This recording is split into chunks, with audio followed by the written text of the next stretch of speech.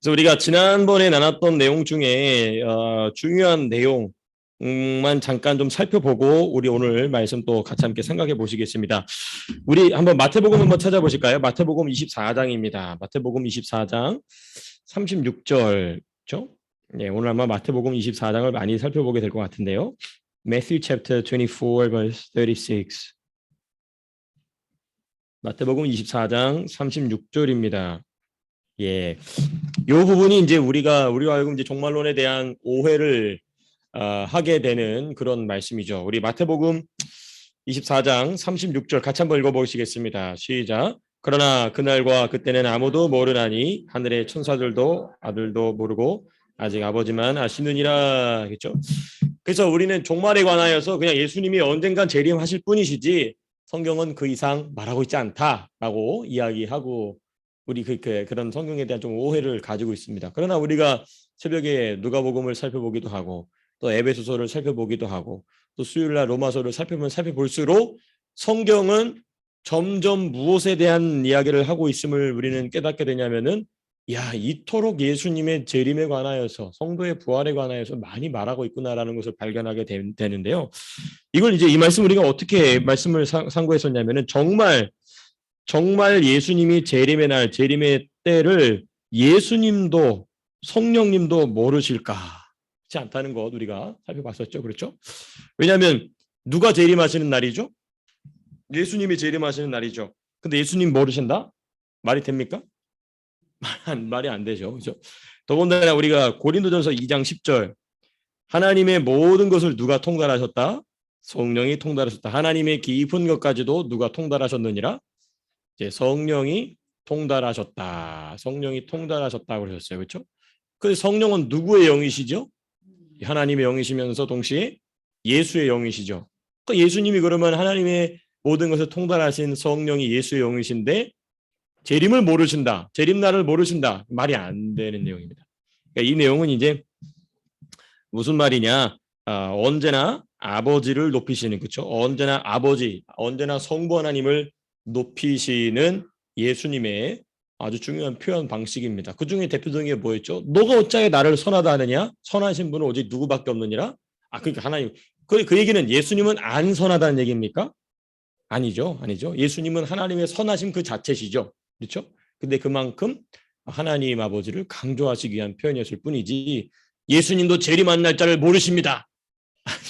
그러면 이제 근데 참 유명한 목사님들 다 다른 말씀하세요. 예수님도 모르시는 날짜를 왜 성도님은 알려고 궁금해하십니까? 주의 아버지에서 참 주의 아버지 그런 표현만 나올 뿐입니다. 그렇지 않죠? 또 우리가 또 오해를 하게 되는 표현이 뭐냐면은 예수님은 무엇처럼 오신다? 도둑같이 오신다. 24장 같은 24장 마태복음 같은 24장 44절 보시게 되면은 또 그 표현 나오죠. 이러므로 너희도 준비하고 있으라. 생각하지 않은 때 인자가 오리라. 그 43절에는 이런 말이 나오죠. 너희도 아는 바니 집주인이 도둑이 어느 시각에 올 줄 알았더라면 깨어 있어 그 집을 뚫지 못하게. 그러니까 주님이 도둑처럼 오시기 때문에 우리는 모른다. 그렇기 때문에 우리는 예수님의 재림의 날에 관하여서 자세히 알 수 없다. 이 말은 반은 맞고 반은 틀린 말입니다.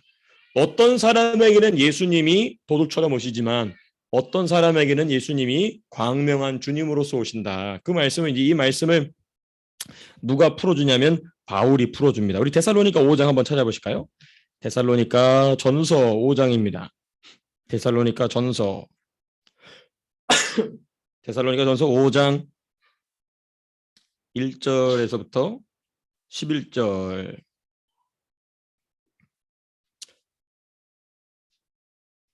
데살로니가 First Thessalonians chapter 5 from verse 1 to 11. 네. 데살로니가 전서 5장 1절에서부터 우리 11절까지 내용 한번 천천히 같이 한번 읽어보시겠습니다. 1절부터 읽겠습니다. 시작. 형제들아 때와 시기에 관하여 너희에게 쓸 것이 없음은 주의 날이 밤에 도둑같이 이를 줄을 너희 자신이 자세히 알리. 그러니까 여기까지만 보는 거. 이거 봐라. 사도 바울도 주의 날이 여기서 말하는 주님의 재림의 날입니다. 주님의 날이 사도 바울도 도둑같이 오겠다고 얘기하지 않느냐? 그러니까 이제 성경이 이제 데살로니가전서 5장이 1절과 2절로만 되어 있으면 이제 그렇게 얘기할 수 있겠죠. 그렇죠? 근데 3절 3절부터 11절 읽겠습니다. 시작. 그들이 평안하다 안전하 할 때에 그때 임신한 여자에게 시산의 고통이 이른 같이 멸망이 갑자기 그들에게 이르리니 결코 피하지. 지금 사도 바울이 뭐라고 얘기하냐면 갑자기 이 대상을 그들이라고 얘기하고 있습니다. 또 보이시나요? 눈에 보이시나요? 그들에게 해놓고, 이게 바울이 말하는 방식입니다. 큰 전제에 관해서도 이게요. 예수 주님의 재림은 도둑같이 온다. 해놓고 누구에게 도둑같이 오냐? 그들에게. 3절에서 그들에게. 그 다음에 4절부터 4절 읽겠습니다. 시작. 형제들아 너희는 어둠에 있지 아니함. 자 그러면 그들은 지금 어디에 있다는 것입니까? 어둠에 있다는 것입니다. 그러니까 여기서 그들이고 그들 말고 이제는 우리는 뭐라고 지금 바울이 부르고 있죠? 형제들. 그러니까 주님의 형제, 주님 안에서 형제 자매된 우리는 그들처럼 어둠에 있지 않다 얘기를 하는 것입니다. 얼마나 자세하게 바울이 설명하고 있는지 4절 또 이제 5절 읽겠습니다. 5절부터 쭉 읽겠습니다. 시작. 너희는 다 빛의 아들이요 낮의 아들이라. 우리가 밤이나 어둠에 속하지 아니하나니 그러므로 우리는 다른 이들과 같이 자지 말고 오직 깨어 정신을 차릴지니라. 자는 자들은 밤에 자고 취하는 자들은 밤에 취하되 우리는 낮에 속하였으니 정신을 차리고 믿음과 사랑에 호심경을 붙이고 구원의 소망에 투구를 쓰자. 하나님이 우리를 세우심은 노하심에 이르게 하심이 아니요 오직 우리 주 그리스도로 말미암아 구원을 받게 하려 하심이라. 예수께서 우리를 위하여 죽으사 우리로 하여금 깨어있든지 자든지 자기와 함께 살게 하려 하셨느니라. 그러므로 피차 권면하고 서로의 덱을 세우기를 너희가 하는 것 같이 하라. 그러니까 형제들은 그렇죠. 그리스도 안에서 형제 자매된 자들에게는 주님이 도둑같이 오시는 게 아니라는 거죠. 누구에게 도둑같이 오느냐? 예수 믿지 않는 사람한테는 도둑같이 오는 게 아니고 예수님 심판주로 오십니다. 근데 예수 믿는데도 불구하고 예수님 오실 준비를 뭐하지 않는 사람? 준비하지 않는 사람이 예수님을 도둑같이 맞이한다는 것이죠. 예수 믿지 않는 사람도 크게 포함해서 얘기할 수 있겠지만 예수님은 그들에게 심판주로 오십니다. 심판주로 오시고 예수 믿음에도 불구하고 예수님의 재림에 관하여 자기 부활에 관하여서 관심을 가지고 살지 않았던 그리스도인들에게는 도둑처럼 오신다는 것이죠. 예수님 오셨네 이렇게 맞이한다는 것입니다. 그러나 저와 여러분들은 그러면 안 됩니다. 이야 주님이 드디어 오십니다. 이렇게 맞이하실 수 있게 되시길 축복합니다. 만일 저와 여러분들의 생전에 주님이 오신다면 그래야 되겠죠. 그러한 삶을 산 사람의 마지막이 어떠냐? 내가 드디어 천국으로 간다. 그러니까 얼마 전에 우리 수영로교회 정필도 목사님 돌아가셨는데 정필도 목사님 돌아가실 때에 연명 치료할 수 있네. 자기는 안 하겠다. 그리고 돌아가셨어요. 그게 멋진 모습이죠. 끝까지 사명자의 모습을 잃지 않으시고 정말 목사다운 모습으로 하나님 앞에 가셨어요. 다 그렇게 주님께 저도 우리 시은이까지도 그렇게 부르심 받게 되기를 축복합니다. 안 죽어요, 안 죽어. 아이고 주여 아버지, 아이고 나 집 한번 못 써. 이러면 이제 정말 망신 진짜 개망신. 그러면 안 됩니다. 근데 그런 게 왜 그러냐? 그 사람이 주님을 도둑같이 맞이할 사람은 그렇게 맞이한다는 거예요. 자신의 종말을, 자신의 죽음을 그렇게 맞이한다는 것이죠. 그러나 주님이 부르시면 드디어 내가 주님 품 안에 안기는구나 하고 믿음으로, 기쁨으로, 찬송 중에 그런 우리 개인의 종말이 그런 복된 종말 될 수 있기를 주님의 이름으로 축복합니다. 그게 왜 중요하느냐? 바로 이런 부분 때문에 그 사람이 정말 주님의 재림을 도둑같이 맞이할 성도였느냐 아니면 정말 빛 가운데 주님을 맞이할 성도였느냐가 우리의 육신적 종말에 다 드러난다는 것이죠. 육신적 종말에 다 드러난다는 것입니다. 그래서 이 도둑같이 오시는 예수님에 관한 말씀 그래서 우리가 이렇게 쭉 살펴봤습니다. 자, 그중에 이제 우리가 지난번에 공부하면서 살펴봤던 내용이 이제 말씀을 따라서 예수님의 재림을 준비한 자들의 모델을 하면서 동방박사들에 관하여서 그렇죠? 그리고 또 세례 요한에 관하여서 그렇죠? 이제 우리가 좀 살펴봤었습니다. 동방박사들은 어떤 사람들이었습니까? 다니엘의 예언을 기억하면서 기다렸던 이방인들의 어떤 신앙적 후손들입니다.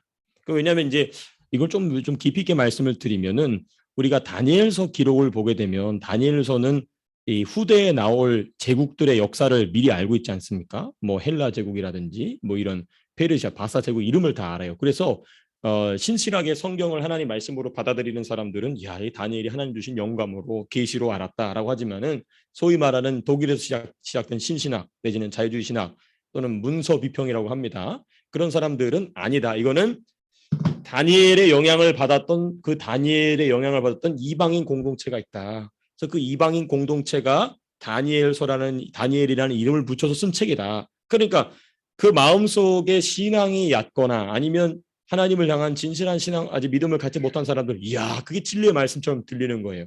근데 그런 얘기를 소위 그래도 복음주의 신학을 가르치는 몰린 칼리지의 구약학 교수가 그걸 얘기하더라고요. 그래서 막 신학생하고 싸우더라고요. 신학생도 싸웠어요. 교수님 잘못 가르치는 거라고. 아니라고. 너가 너무 이 광신적인 믿음을 가진 거라고 그렇게 얘기하더라고요.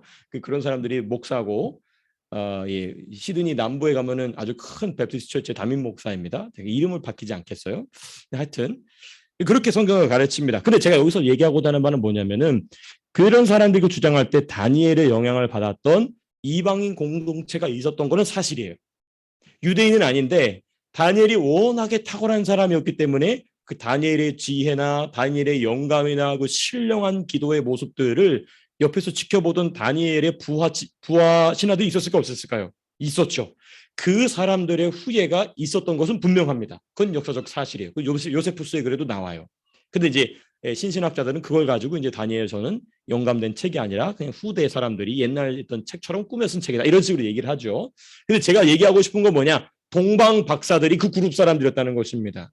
다니엘의 말을 기억하고 다니엘의 예언을 깊이 연구하고 있던 이방인들 중에 한 명이 바로 누구냐? 동방 박사들이라는 것이죠. 그러니까 이런 태도들을 볼 때에 우리가 어떻게 종말을 기다려야 되느냐? 인간의 감정이나 어떤 이런 것을 기다릴 것이 아니라 오직 무엇을 중심으로? 하나님의 말씀으로, 예언된 말씀을 중심으로, 기록된 성경을 중심으로 우리 주님의 재림을 우리가 기다려야 된다. 또 알아야 된다. 이런 부분들을 우리가 함께 살펴봤습니다. 자, 그래서 우리가 종말론 연구, 종말론 공부의 대략의 구조 순서를 제일 먼저 공관복음을 먼저 얘기했습니다. 공관복음이라 하면은 복음서는 크게 두 가지 그룹이 있어요. 제가 이따 말씀드리겠습니다. 공관복음, 마테마가, 누가, 이 세 복음서를 공관복음이라고 얘기합니다. 공관복음 중에서도 오늘은 특별히 마태복음을 중심으로 살펴보고자 합니다. 이 공관복음이 왜 중요하냐면 종말론을 풀어가는 키가 나와요. 종말론을 풀어가는 키가 이 마태복음 24장 또는 마가복음 13장, 누가복음 21장에 쭉 나오게 되기 때문에 그런 것이죠. 그리고 나서 이제 우리는 다니엘서를 공부하고 다니엘서 공부가 마치는 대로 요한계시록을 살펴보도록 하고요. 아니면 이 공관복음 이후에 서신서를 살펴보든지 아니면 중간중간마다 서신서를 좀 살펴보고자 합니다. 그래서 이 서신서 같은 경우는 이 다니엘서나 아니면 요한계시록 공부할 때 특별히 바울 서신 중심으로 우리가 함께 바울이 쓴 편지를 중심으로 우리가 종말론 공부를 좀 함께 해보고자 합니다. 자, 그리고 이제 종말론 연구의 중요한 주제를 살펴보기 전에 제가 밖에도 프린트해서 걸어놨고 또 여러분들에게 핸디하게 가지고 다닐 수 있도록 하려고 이렇게 좀 복사를 쭉 해왔습니다. 우리 한번 민준이하고 민서가 좀 나와서 우리 성도님들께 좀 우리 서희도 좀 나와서 이거 좀 나눠주세요. 네, 서희 빨리 나오세요. 네, 우리 아이들 다 한 명씩 다 한 분씩 다 나눠주세요. 네. 네, 그래서 다 나눠주시고 한번 좀 보시면서 좀 보겠습니다. 이거는 아주 좋은 자료인데 접으실 수도 있고요. 이렇게 접어서 이렇게 보실 수도 있으시고요. 한 명 한 명씩. 네, 예.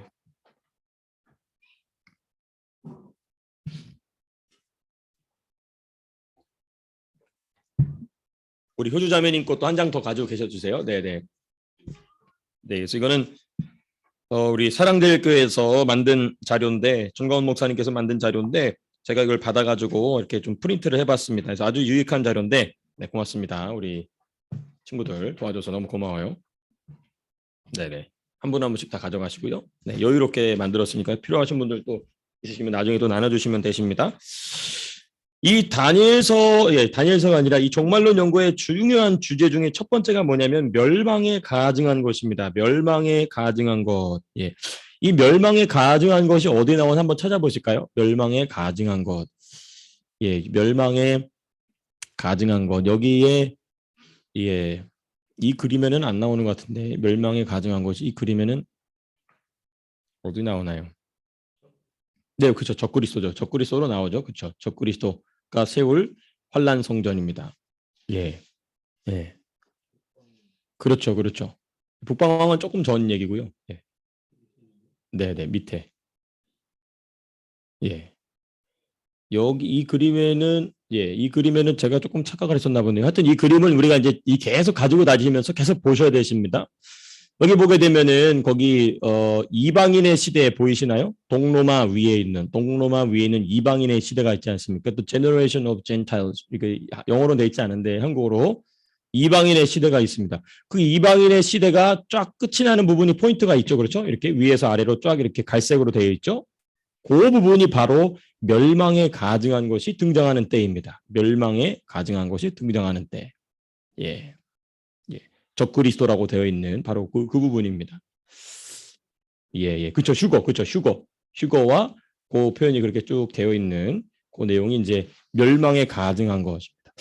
자, 그리고 이제 멸망에 가증한 것이 무엇을 세우냐면 이제 환란 성전 제3성전을 세우죠. 지금 이제 예루살렘 성전을 재건하는 문제가 일어나게 되고, 그리고 이제 그 적그리스도, 이 적그리스도가 이제 바로 이 멸망에 가증한 것 그 본체인데 적그리스도가 나오게 되고, 그리고 70일에와 7년 대환란, 그렇죠. 7년 대환란. 이 7년 대환란 보면은 이 중간에 큰 동상에 이제 동상에 발가락이 쭉 늘어져 있는 데 있지 않습니까?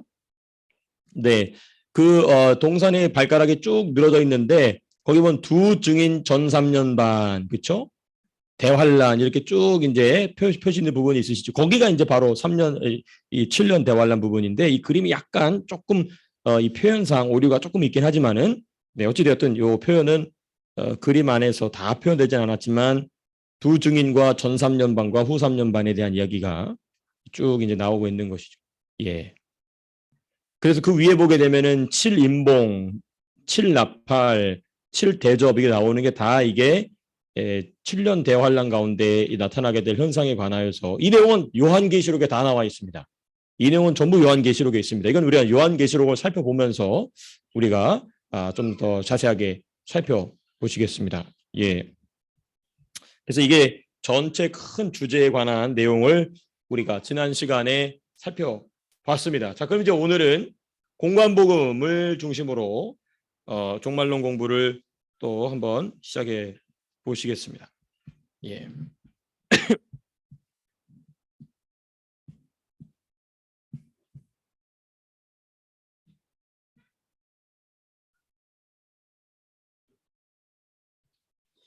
네, 이 공관복음의 종말론.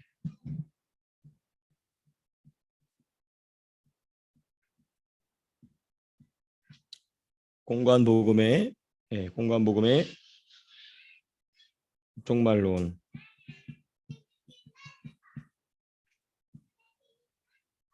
이 공관복음이다라고 얘기한다면 간단하게만 설명하면 영어로는 이렇게 되어 있습니다. 시놉틱 가스펠이라고 얘기합니다. 공관복음인데 이게 뭐냐면 이제 예수님의 일생을 연대기적 서술로 한 것이죠. 네, 연대기적으로 이제 예수님이 태어날 때부터 쭉 이렇게. 네. 그래서 이거를 여기는 이제 뭐가 들어가냐면 이제 마태복음, 누가복음, 마가겠죠. 네, 마태, 마가, 누가복음 요 세 책을 우리가 공관복음이라고 얘기합니다. 그래서 이제 복음서는 크게 이제 두 부류가 되죠. 시놉틱 가스펠과 존스 가스펠 이렇게 나눠집니다. 왜냐하면 요한복음 같은 경우는요. 시간의 순서로 되어 있지 않아요. 요한이 성령의 감화 감동을 하심을 따라 사건들을 자기가 마음대로 배열해 놓습니다. 네, 이제 그 이유가 있죠. 그건 나중에 또 자세하게 살펴보도록 하고요. 이게 이걸 공관복음이다. 자, 이 공관복음에 있어서 우리는 이제 어디를 중심으로 살펴보고자 하냐면,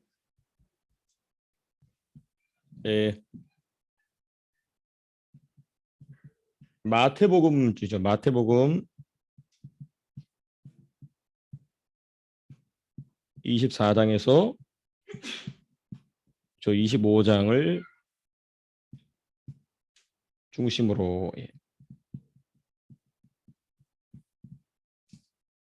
예. 마태복음 24장에서부터 25장을 중심으로 우리가 왜 마태복음이냐면요. 누가복음에도 있고 마가복음에도 종말론이 나오긴 나옵니다.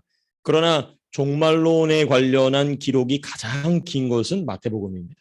예, 마태복음이 가장 분량이 많고 또 핵심적인 키워드가 또 마태복음 24장에 나오기 때문에 그렇습니다. 그럼 서론입니다. 서론. 예.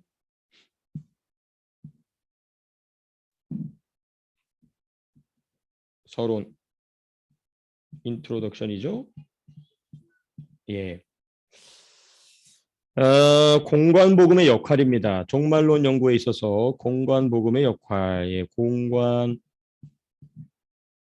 공관복음의 역할. 왜 우리는 공관복음을 통하여서 종말론 공부를 시작해야 되느냐? 몇 가지 중요한 이유들이 있습니다. 여기에는 무엇이 등장하기 때문이냐면 예수님의 종말론이 나오기 때문에 그렇습니다.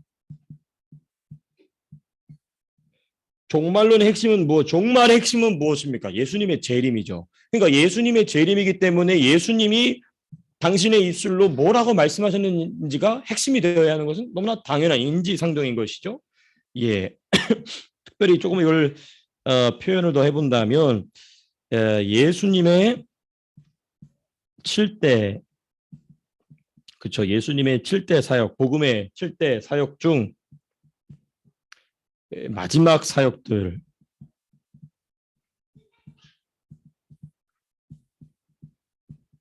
마지막 사역들에 대한 예수님의 직접적 언급이다.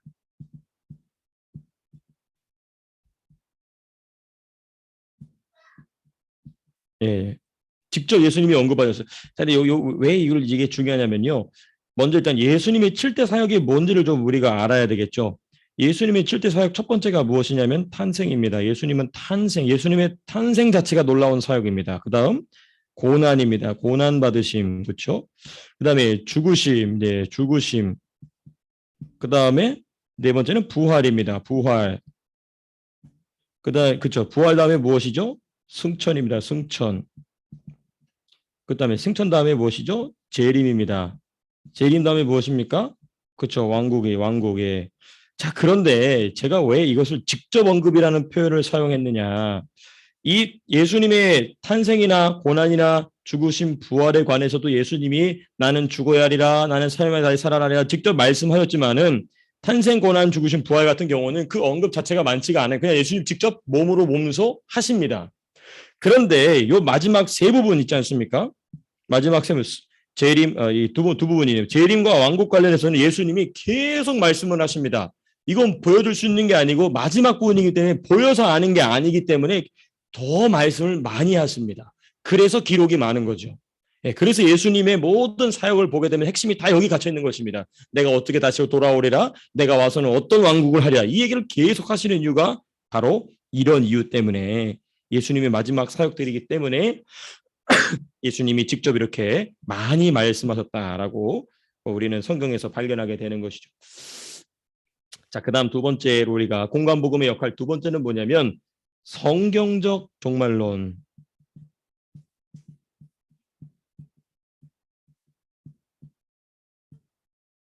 성경적 종말론을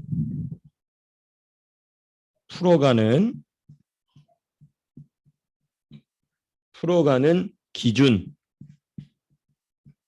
기준과 방향입니다. 똑같은 말일 수도 있겠지만은 기준이 잘못 잡히면 엉뚱한 방향으로 가죠. 너희는 이렇게 종말론을 봐야 된다라는 기준과 방향을 제시해 주십니다. 그 대표적인 게 뭐냐면 바로 우리가 아까 찾아봤던 마태복음 24장 몇 절이냐면 15절입니다. 이게 오늘 성경 공부의 핵심 주제 본문인데요. 마태복음 24장 15절 한번 찾아보시겠습니다. Matthew chapter 24 verse 15. 마태복음 24장 15절입니다.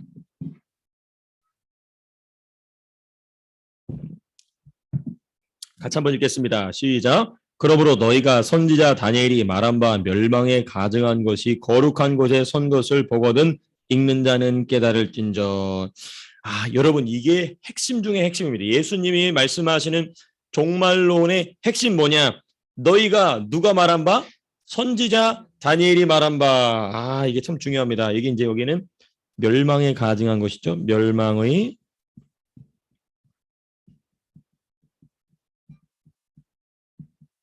영어로 뭐라고 되냐면 when you see standing in the holy place the abomination of that causes desolation spoken of through the prophet Daniel. 그렇죠? 예, 멸망의 가장인데 이거 누가 얘기해 준 것이냐? 선지자 다니엘의 이게 키입니다. 선지자 이 말한 바. 그러니까 우리는요. 종말론을 풀어갈 때 예수님이 벌써 이렇게 힌트를 주셨어요. 그렇죠? 선지자 다니엘이 말한 거를 읽고 깨달아라. 이 말씀을 그러면 선지자 다니엘이 그러니까 이 멸망에 가증한 것을 말하는 맥락이 뭐냐를 이제 살펴봐야 되겠죠. 그러니까 다니엘서를 풀어가는 핵심 키는 뭐냐면은 멸망에 가증한 것입니다. 그 멸망에 가증한 것을 누가 어디에 언제 세우느냐 그게 이제 다니엘서의 핵심이죠. 그러니까 우리가 이제 다음이나 그 다음 시간부터는 다니엘서로 공부할 텐데 멸망에 가증한 것을 바로 얘기하지 않고 다니엘의 중요한 세 기둥이 있어요. 다니엘서를 풀어가는 중요한 세 기둥인데 그 세 기둥은 전부 무엇으로 연결되냐면은 멸망에 가증한 것. 여러분 나눠드린 그림을 좀 보시면 그 첫 번째 기둥이 바로 뭐냐면은 여러분이 정금, 골드, 실버, 그다음에 브론즈, 그다음에 아이언 이렇게 되는 그 기둥, 그렇죠? 빅 스태츄가 중간에 여기 있죠. 여기 이제 첫 번째 기둥, 다니엘서를 풀어가는 첫 번째 키가 이 금신상입니다. 그렇죠? 이 금신상 누가 봤죠? 느부갓네살 왕이 봤던 금신상입니다. 그렇죠? 그리고 이제 느부갓네살이 봤던 그 금신상을 이제는 그걸 누가 보냐면은 다니엘이 직접 봅니다. 그 다니엘이 직접 보는 환상이 뭐냐면 여기 날개 달린 사자 보이시죠? 그리고 곰이 있죠? 그 다음에 표범이 있죠? 그리고 짐승, 그렇죠? 세계적 짐승이라고 나오는 이 짐승, 이게 다 제국입니다. 예. 날개 달린 사자는 어느 나라겠습니까? 바벨론이겠죠. 그렇죠? 곰은 어디겠습니까? 그렇죠? 메데바사겠죠. 표범은 어디겠습니까? 헬라 제국이겠죠. 그 다음에 뭐 어디겠습니까? 세계적 짐승은 로마입니다. 로마, 그렇죠? 로마 제국을 이야기하는 이제 그런 이 내용이 쭉 이렇게 나오죠. 예. 그리고 나서 그러니까 다니엘서를 풀어갈 때는 크게 세 가지 내용이 있는 거. 첫 번째는 느부갓네살의 금신상. 그냥 말씀만 드릴게요. 나중에 더 자세하게 다 풀어 말씀드릴 겁니다. 그냥 자꾸 들으셔야 이제 기억이 남으니까. 두 번째는 네 짐승의 환상. 그렇죠? 첫 번째 짐승은 무슨 짐승이죠? 사자. 두 번째 짐승은 뭡니까? 곰. 세 번째 짐승은 뭡니까? 표범. 네 번째 짐승은 크고 무서운 짐승이라고 그랬어요. 얼마나 크고 무서운지. 이게 이제 다니엘서의 두 번째 핵심 키입니다. 그 다음에 세 번째 키가 뭐냐면 열불 환상, 열불 중에 세 뿔이 뽑아지고 큰 뿔이 나와가지고 큰 말할 때 그게 이제 적그리스도입니다. 그게 이제 열불 환상. 그 열불 환상이 이제 이 느부갓네살의 환상에서는 열 발가락으로 나오죠. 그렇죠? 예. 그게 이제 그 세 가지입니다. 세 가지. 느부갓네살의 환상, 그리고 그다음 다니엘의 네 짐승의 환상, 그리고 다니엘의 열불 환상. 예, 열불 환상. 이걸 다 보고 나서 다니엘이 무슨 기도하죠? 그게 바로 그 유명한 세일에. 왜 세일에 금식 기도를 했느냐? 이게 다 누구의 역사입니까? 이방 나라 역사입니다. 근데 다니엘과 다니엘의 민족은 어디에 잡혀 있죠? 포로로 잡혀, 바벨론의 포로로 잡혀 있어요. 그러니까 다니엘이 하나님께 간절히 하나님 내가 이런 거 보여달라는 게 아니다. 나는 이 멸망한 이방 족속의 역사가 궁금한 게 아니고 누구의 역사가 궁금하다? 내 민족, 그래서 하나님의 민족 이스라엘 역사가 궁금하다 하면서 3주 동안 세일의 동안 금식 기도하니까 누가 오죠? 가브리엘 천사가 나타나서 내가 너에게 이런 응답을 준다 해놓고 가브리엘 천사의 첫 마디가 뭡니까? 내가 너와 내 민족을 향하여 하나님이 몇 일회를 정했다? 그게 바로 70일의 기한을 정했다. 그게 이제 70일회입니다. 그게 이제 70일회죠. 그래서 이 70일회는 누구에 대한 예언이냐면 사실 유대인에 관한 얘기인 것이죠. 그게 이제 70일에 관한 말씀의 이제 핵심적인 내용인 것이죠. 제가 계속 반복해서 이 말씀드리겠습니다. 이 그림에도 나와 있어요. 여기 보시게 되면 금신상 왼쪽 팔 보시게 되면은 BC 455년 나오죠. BC 455년 되면 다니엘 70주 시작 이렇게 나옵니다. 네. 770s, 네, 77이 뭐 이렇게 나오게 되는데 다니엘의 70주가 쭉 시작이 되죠. 그렇죠? 네. 이게 이제 다니엘서에서 나오는 70일에 쭉 나옵니다. 그러다가 70주가 시작이 돼서 어디까지 나오냐면 69주까지 딱 하고 멈춥니다. 예, 69주까지 하고 딱 멈춰요. 그게 언제냐면은 그 빨간색 십자가입니다. 빨간색 십자가. 네. 그 빨간색 십자가가 곧 69일에가 딱 끝나서 멈추는 때입니다. 그리고 한 일회가 어디로 넘어가죠? 그렇죠. 휴거라고 돼 있는 그때부터. 그렇죠. 적그리스도가 쓰여 있는 그때부터 다시 마지막 7년, 마지막 70번째 일회가 70번째 주가 이제 시작이 되는 것이죠. 예. 그냥 지금 잘 정돈이 안 되셔도 그냥 들어만 두시면 되십니다. 네, 그냥 들어만 두시면 또 반복하면서 제가 또 말씀드릴 테니까요. 예. 중간중간 궁금하신 거 있으시면 질문해 주셔도 괜찮습니다. 자, 그 다음에 공관복음의 역할 세 번째입니다. 우리가 왜 공관복음을 살펴봐야 되는가? 종말론 공부를 위해서 이 공관복음은요, 우리 주님이 더 예수님의 재림에 대한 더 깊이 있는 계시나 환상은 누구들에게 맡겨놓으셨냐면은 사도들에게 맡겨놓으셨어요. 사도들에게 어떤 일이 일어날지에 대해서는 더 구체적으로는 사도들에게 맡겨놓으셨고 이 공관복음은 주로 무엇을 얘기하고 있냐면은 종말을 기다리는 자세예요. 종말을 기다리는 또 종말을 준비하는 성도의 마땅한 자세요, 자세. 마땅한 자세. 예를 들면 이제 우리가 24장을 계속 24장에서부터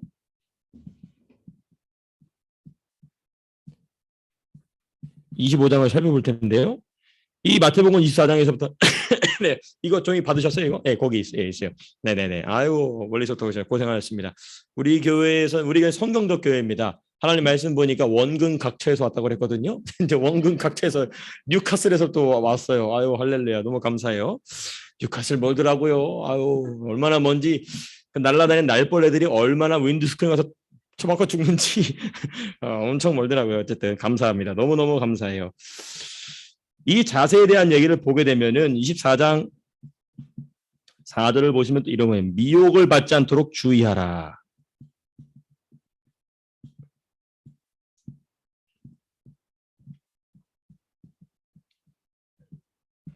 주의하라. 또 이것만 얘기하지 않아요? 9절 24장 마태복음 24장 9절 보시면 뭐하리라? 미움을 받으리라.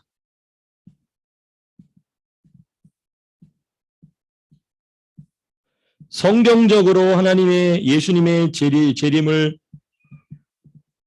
기다리는 사람은 세상에 사랑받지 못합니다. 네, 세상에 미움을 받죠. 또 13절 13절 보면은 그러나 끝까지 견디는 자는 이런 표현이 나와요.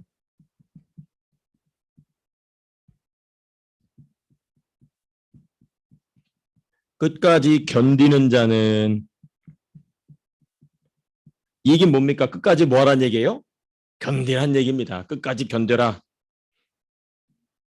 또 20절 보면은 기도하라. 종말을 예수님의 말씀대로 성경대로 기다리는 사람들은 뭐하라? 기도해라. 또 23절 26절 뭐가 믿지 말라. 뭐를 믿지 말라? 거짓 선자를 믿지 말라. 그러니까 우리가 24장 하나만 살펴봐도 우리가 왜 마태복음 중심의 종말론 공부를 제일 먼저 해야 되냐면은 종말을 기다리는 성도의 마땅한 자세가 뭔지에 대해서 아주 자세하게 예수님 말씀하고 계세요. 예, 그래서 우리가 종말론을 이 공관복음 중심으로 마태복음 중심으로 일단은 먼저 시작하는 이유가 그렇습니다. 혹시 이 부분에 관해서 또 궁금하신 부분이나 또 하시고 싶은 말씀, 나누고 싶으신 말씀 있으신가요? 예, 없으시면 계속 진행하겠습니다. 네네네. 그렇죠. 왜냐면은 어떤 사람은 뭐처럼 예수님을 맞이하게 되냐면 도둑처럼 예수님을 맞이하게 되고 어떤 사람은 누구처럼 형제들아 그리스도 안에서 형제 자매된 자들은 어떻게 주님을 기다리게 되느냐. 그러니까 그 자세는 무엇을 안다는 겁니까? 예수님의 재림을 안다는 거예요. 그러니까 왜 우리가 이런 자세를 갖지 못하느냐? 예수님의 재림에 대해서 잘 알지 못한 것이죠. 그러니까 예수님의 재림으로부터 우리의 눈이 멀어지게 되면은 우리의 눈은 자연적으로 어디에 초점을 맞추게 되냐면 그렇죠. 현세에 맞추게 되죠. 내세가 아니고 현세에 맞춰지게 됩니다. 그 내세라는 것은 곧 주님이 재림하심으로 이루실 세계인데 그 재림하시려서 이루실 내세에 관해서 눈이 멀어지게 되면 자연스럽게 우리는 어딜 바라보게 되냐면 현세를 바라보게 되는 현세 중심적 세상이 되는 것이고 제가 우리 성도님 저보다 더 잘 아실 겁니다. 저보다도 제가 여지껏 설교해온 양보다도 저보다 더 많이 설교를 들어오신 분들도 여기 계시기 때문에 제가 태어나기 이전부터 제가 이 땅에 존재하기 전부터 이 설교를 들어오신 우리 어르신 성도님들 계시기 때문에 더 잘 아실 겁니다.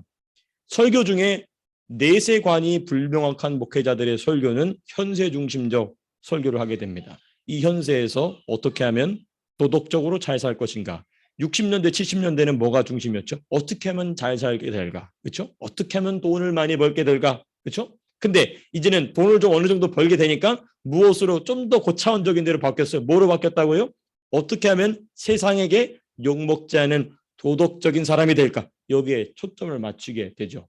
그 왜 그러냐? 다 종말에서 재림에서 예수님의 재림, 개인적 종말과 우주적 종말에서 관심이 멀어졌기 때문에 발생하는 현상. 이거를 그림 언어로 잘 보여주는 현상이 사건이 무엇이냐면 베드로가 물 위로 걸어오시는 예수님 보고 막 달려나가지 않습니까? 잘 뛰어나갔어요. 근데 뭘 보니까 몰아치는 바람과 그 몰아치는 바람으로 자기 얼굴에 부딪히는 파도를 보니까 예수님을 놓치게 되고 그 파도 안으로 바닷속으로 빨려 들어가게 똑같습니다.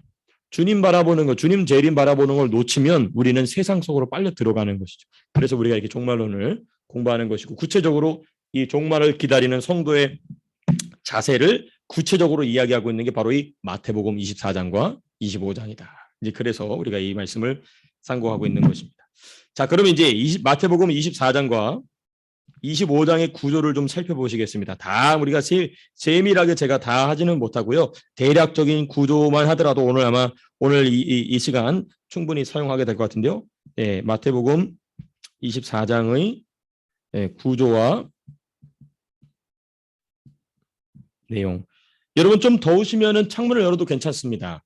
좀 약간 좀 더우시죠? 예, 그래서 창문을 열면은 좋을 것 같습니다. 제가 더워서 여는 건 아닙니다. 합니다만 저 때문에 여는 건 아니다. 이제 그런 말씀을. 자, 일단 보시면 첫 번째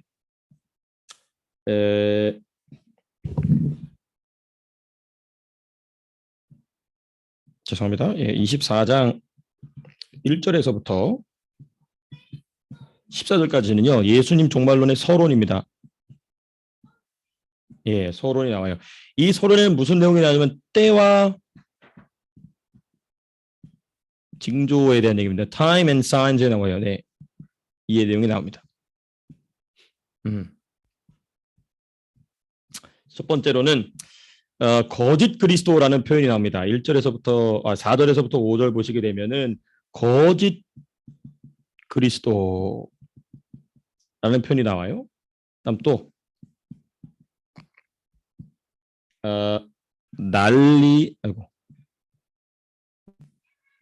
난리와 난리, 그렇죠?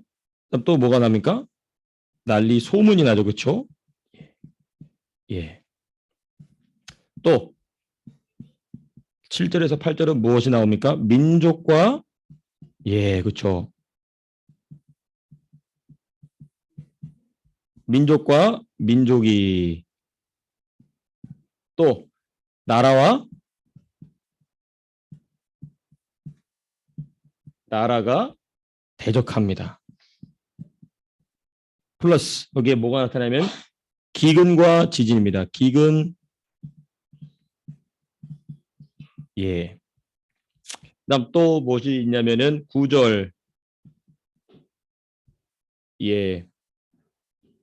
여기 보면은 9절에 아주 중요한 표현이 3번 나와요. 너희를 또 너희가 이렇게 나옵니다. 자, 근데 여기서 여러분이 제가 이건 이제 지나가면서 나중에 더 말씀드리겠지만은 예수님의 이 말씀을 듣는 사람들, 지금 예수님이 이 9절 말씀 보시게 되면 이 말씀을 듣는 사람들은 제자들이었죠. 그렇죠? 제자들을 비롯한 전부 인종이 무슨 인종들이죠? 어떤 나라 사람들입니까? 전부 유대인들이에요. 그러니까 이 얘기를 우리가 깊이 생각해 보게 되면은 여기 이 그림에 보시게 되면은 여기 이제 적그리스도가 등장하지 않습니까?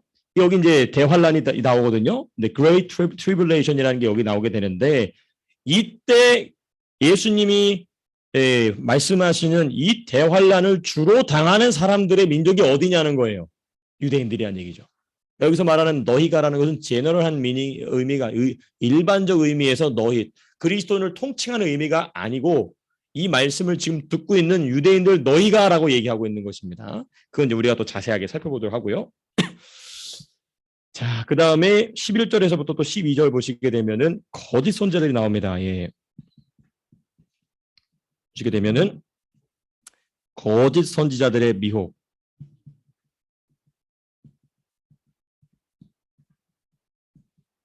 미혹.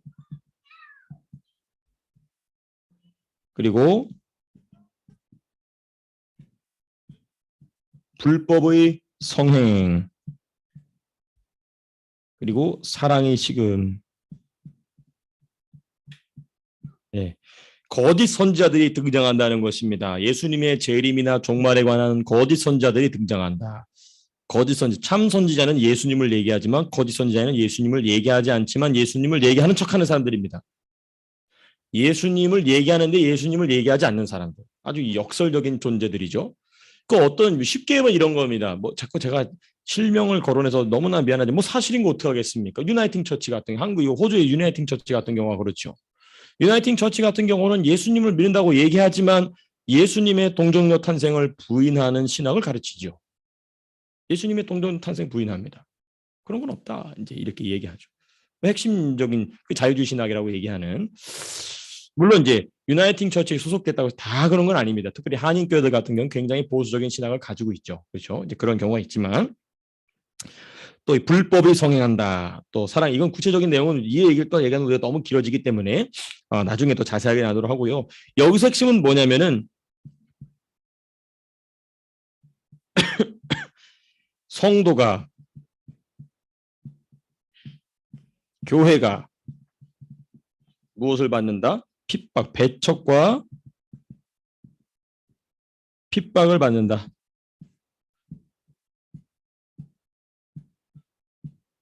예. 이게 이제 마태복음 24장 서론에서 이야기하는 첫 번째 중요한 내용입니다.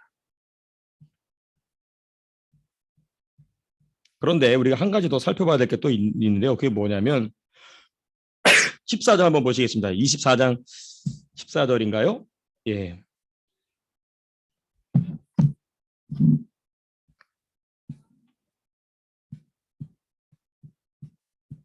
마태복음 24장 14절 이 말씀을 같이 한번 읽어보겠습니다. 시작. 이 천국 복음이 모든 민족에게 증언되기 위하여 온 세상에 전파되리니 그제야 끝이 오리라. 여러분 이 맥락을 잘 기억해야 됩니다. 이 앞에 보면은 이 어마어마한 혼란이 일어난다는 거예요. 아직 예수님 재림하신 내용이 아닙니다. 재림 전에 일어날 징조가 이렇다는 거예요. 예수님 재림하실 때 거짓 그리스도가 나타나고 난리와 난리 소문이 나고 민족과 민족이 나라가 대적하고 기근과 지진이 일어나고 이 엄청난 난리통에도 뭐 하는 교회가 있다? 전도하는 교회가 있다는 거예요. 이 난리통에도 뭐 하는 교회가 있다? 선교하는 교회가 있다. 복음 사역하는 교회가 있다는 거예요.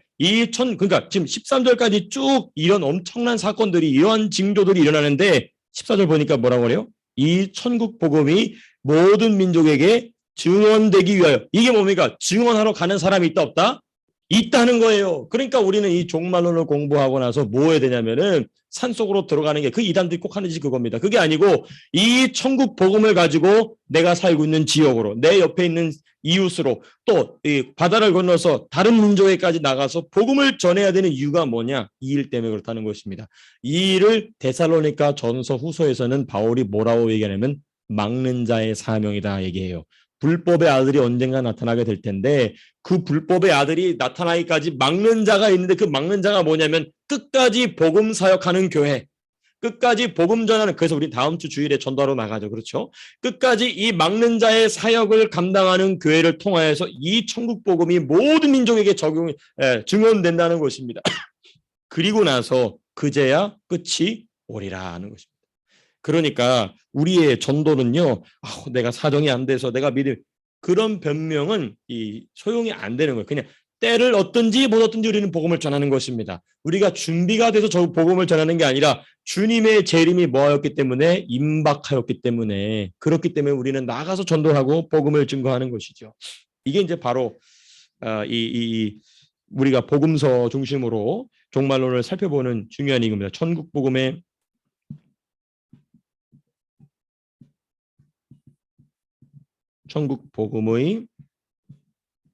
전파. 예. 우리 교회는 그런 교회가 될 줄로 믿습니다. 주님이 다시 오실 그때까지 엄청난 핍박이 일어날 겁니다. 지금도 뭐 대단한 거대한 저항이 일어나고 있죠. 그럼에도 불구하고 우리는 어떻게 해서든지 간에 복음 전도 현장으로 나가야 된다. 그게 바로 막는 자의 사명이다. 이게 이제 24장에서부터 25장까지 24장 1절에서 10절까지 얘기하고 있는 서론입니다. 서론. 이제 시작입니다. 이제 이 종말론에 대한 마태복음의 이야기, 서론이 이제 시작이 되죠. 그 다음에 이 마태복음 24장, 25장이 얘기하고 있는 종말론의 본래 메인 바디가 되는, 메인 주제가 되는 게 이제 어디 나오는 얘기냐면은 마태복음, 우리 저 형제님 웃는 소리가 아주 밝고 좋으신 것 같아요. 네.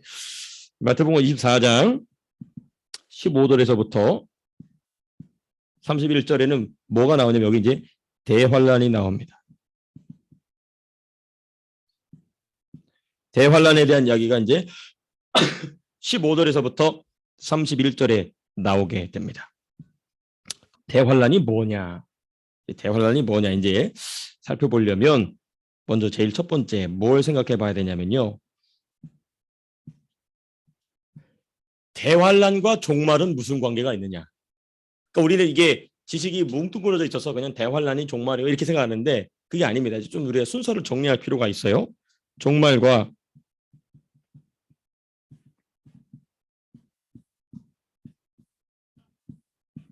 대환란의 관계. 그 관계의 제일 첫 번째는 무엇이냐면요.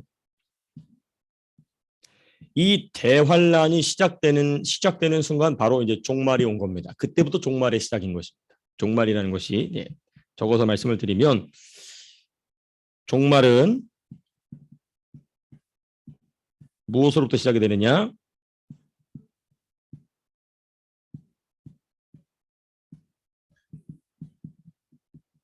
대환란으로부터 시작된다. 여기 보면 그림에 그렇게 되어 있어요. 그림이 그걸 잘 표현하고 있습니다. 여기 보면 휴거라는 표현이 있죠. 그렇죠? 예, 휴거라는 표현이 있는데 그 휴거 이후에가 바로 대환란입니다. 그래서 두 증인 전 3년 반이라는 조그마한 글씨 보이시나요? 어르신들 너무 죄송합니다. 저 크게 밖에 해놓은 게 있긴 한데 두 증인 전 3년 반 그리고 후 3년 반이라는 표현 없지만은 후 3년 반도 당연히 있겠죠. 이제 이 7년 이때가 이제 대환란 기간이면서 이때 드디어 이게 우리가 종말이다라는 것이 이때 비로소 시작이 되는 것이죠. 이 그림을 통하여서 보시게 되면 예. 그래서 이 말씀이 어디에 나오냐면은 우리 8절 보시면 나옵니다. 24장 8절 마태복음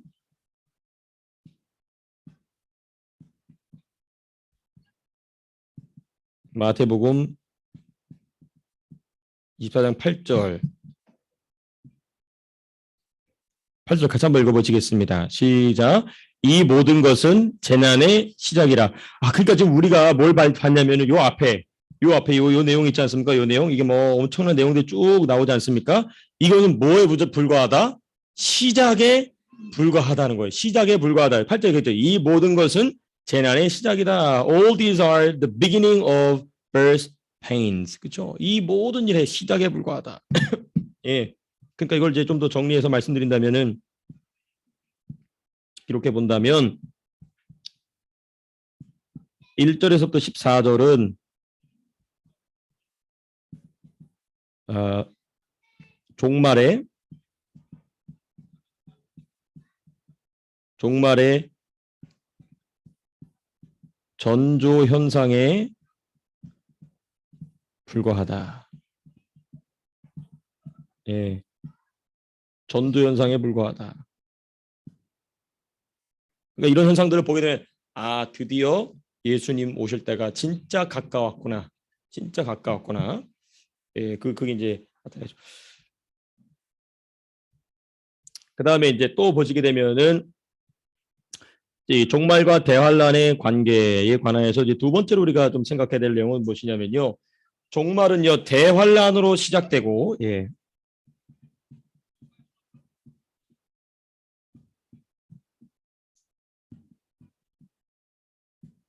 로 시작되고, 자, 그 다음은 또 이제 중요한 표현입니다. 대환란은 무엇으로 시작이 되느냐? 무엇으로 시작이 되냐면 멸망에 가증한 것의 등장으로.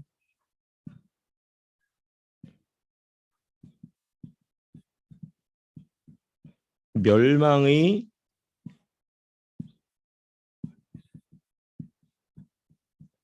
가증한 것의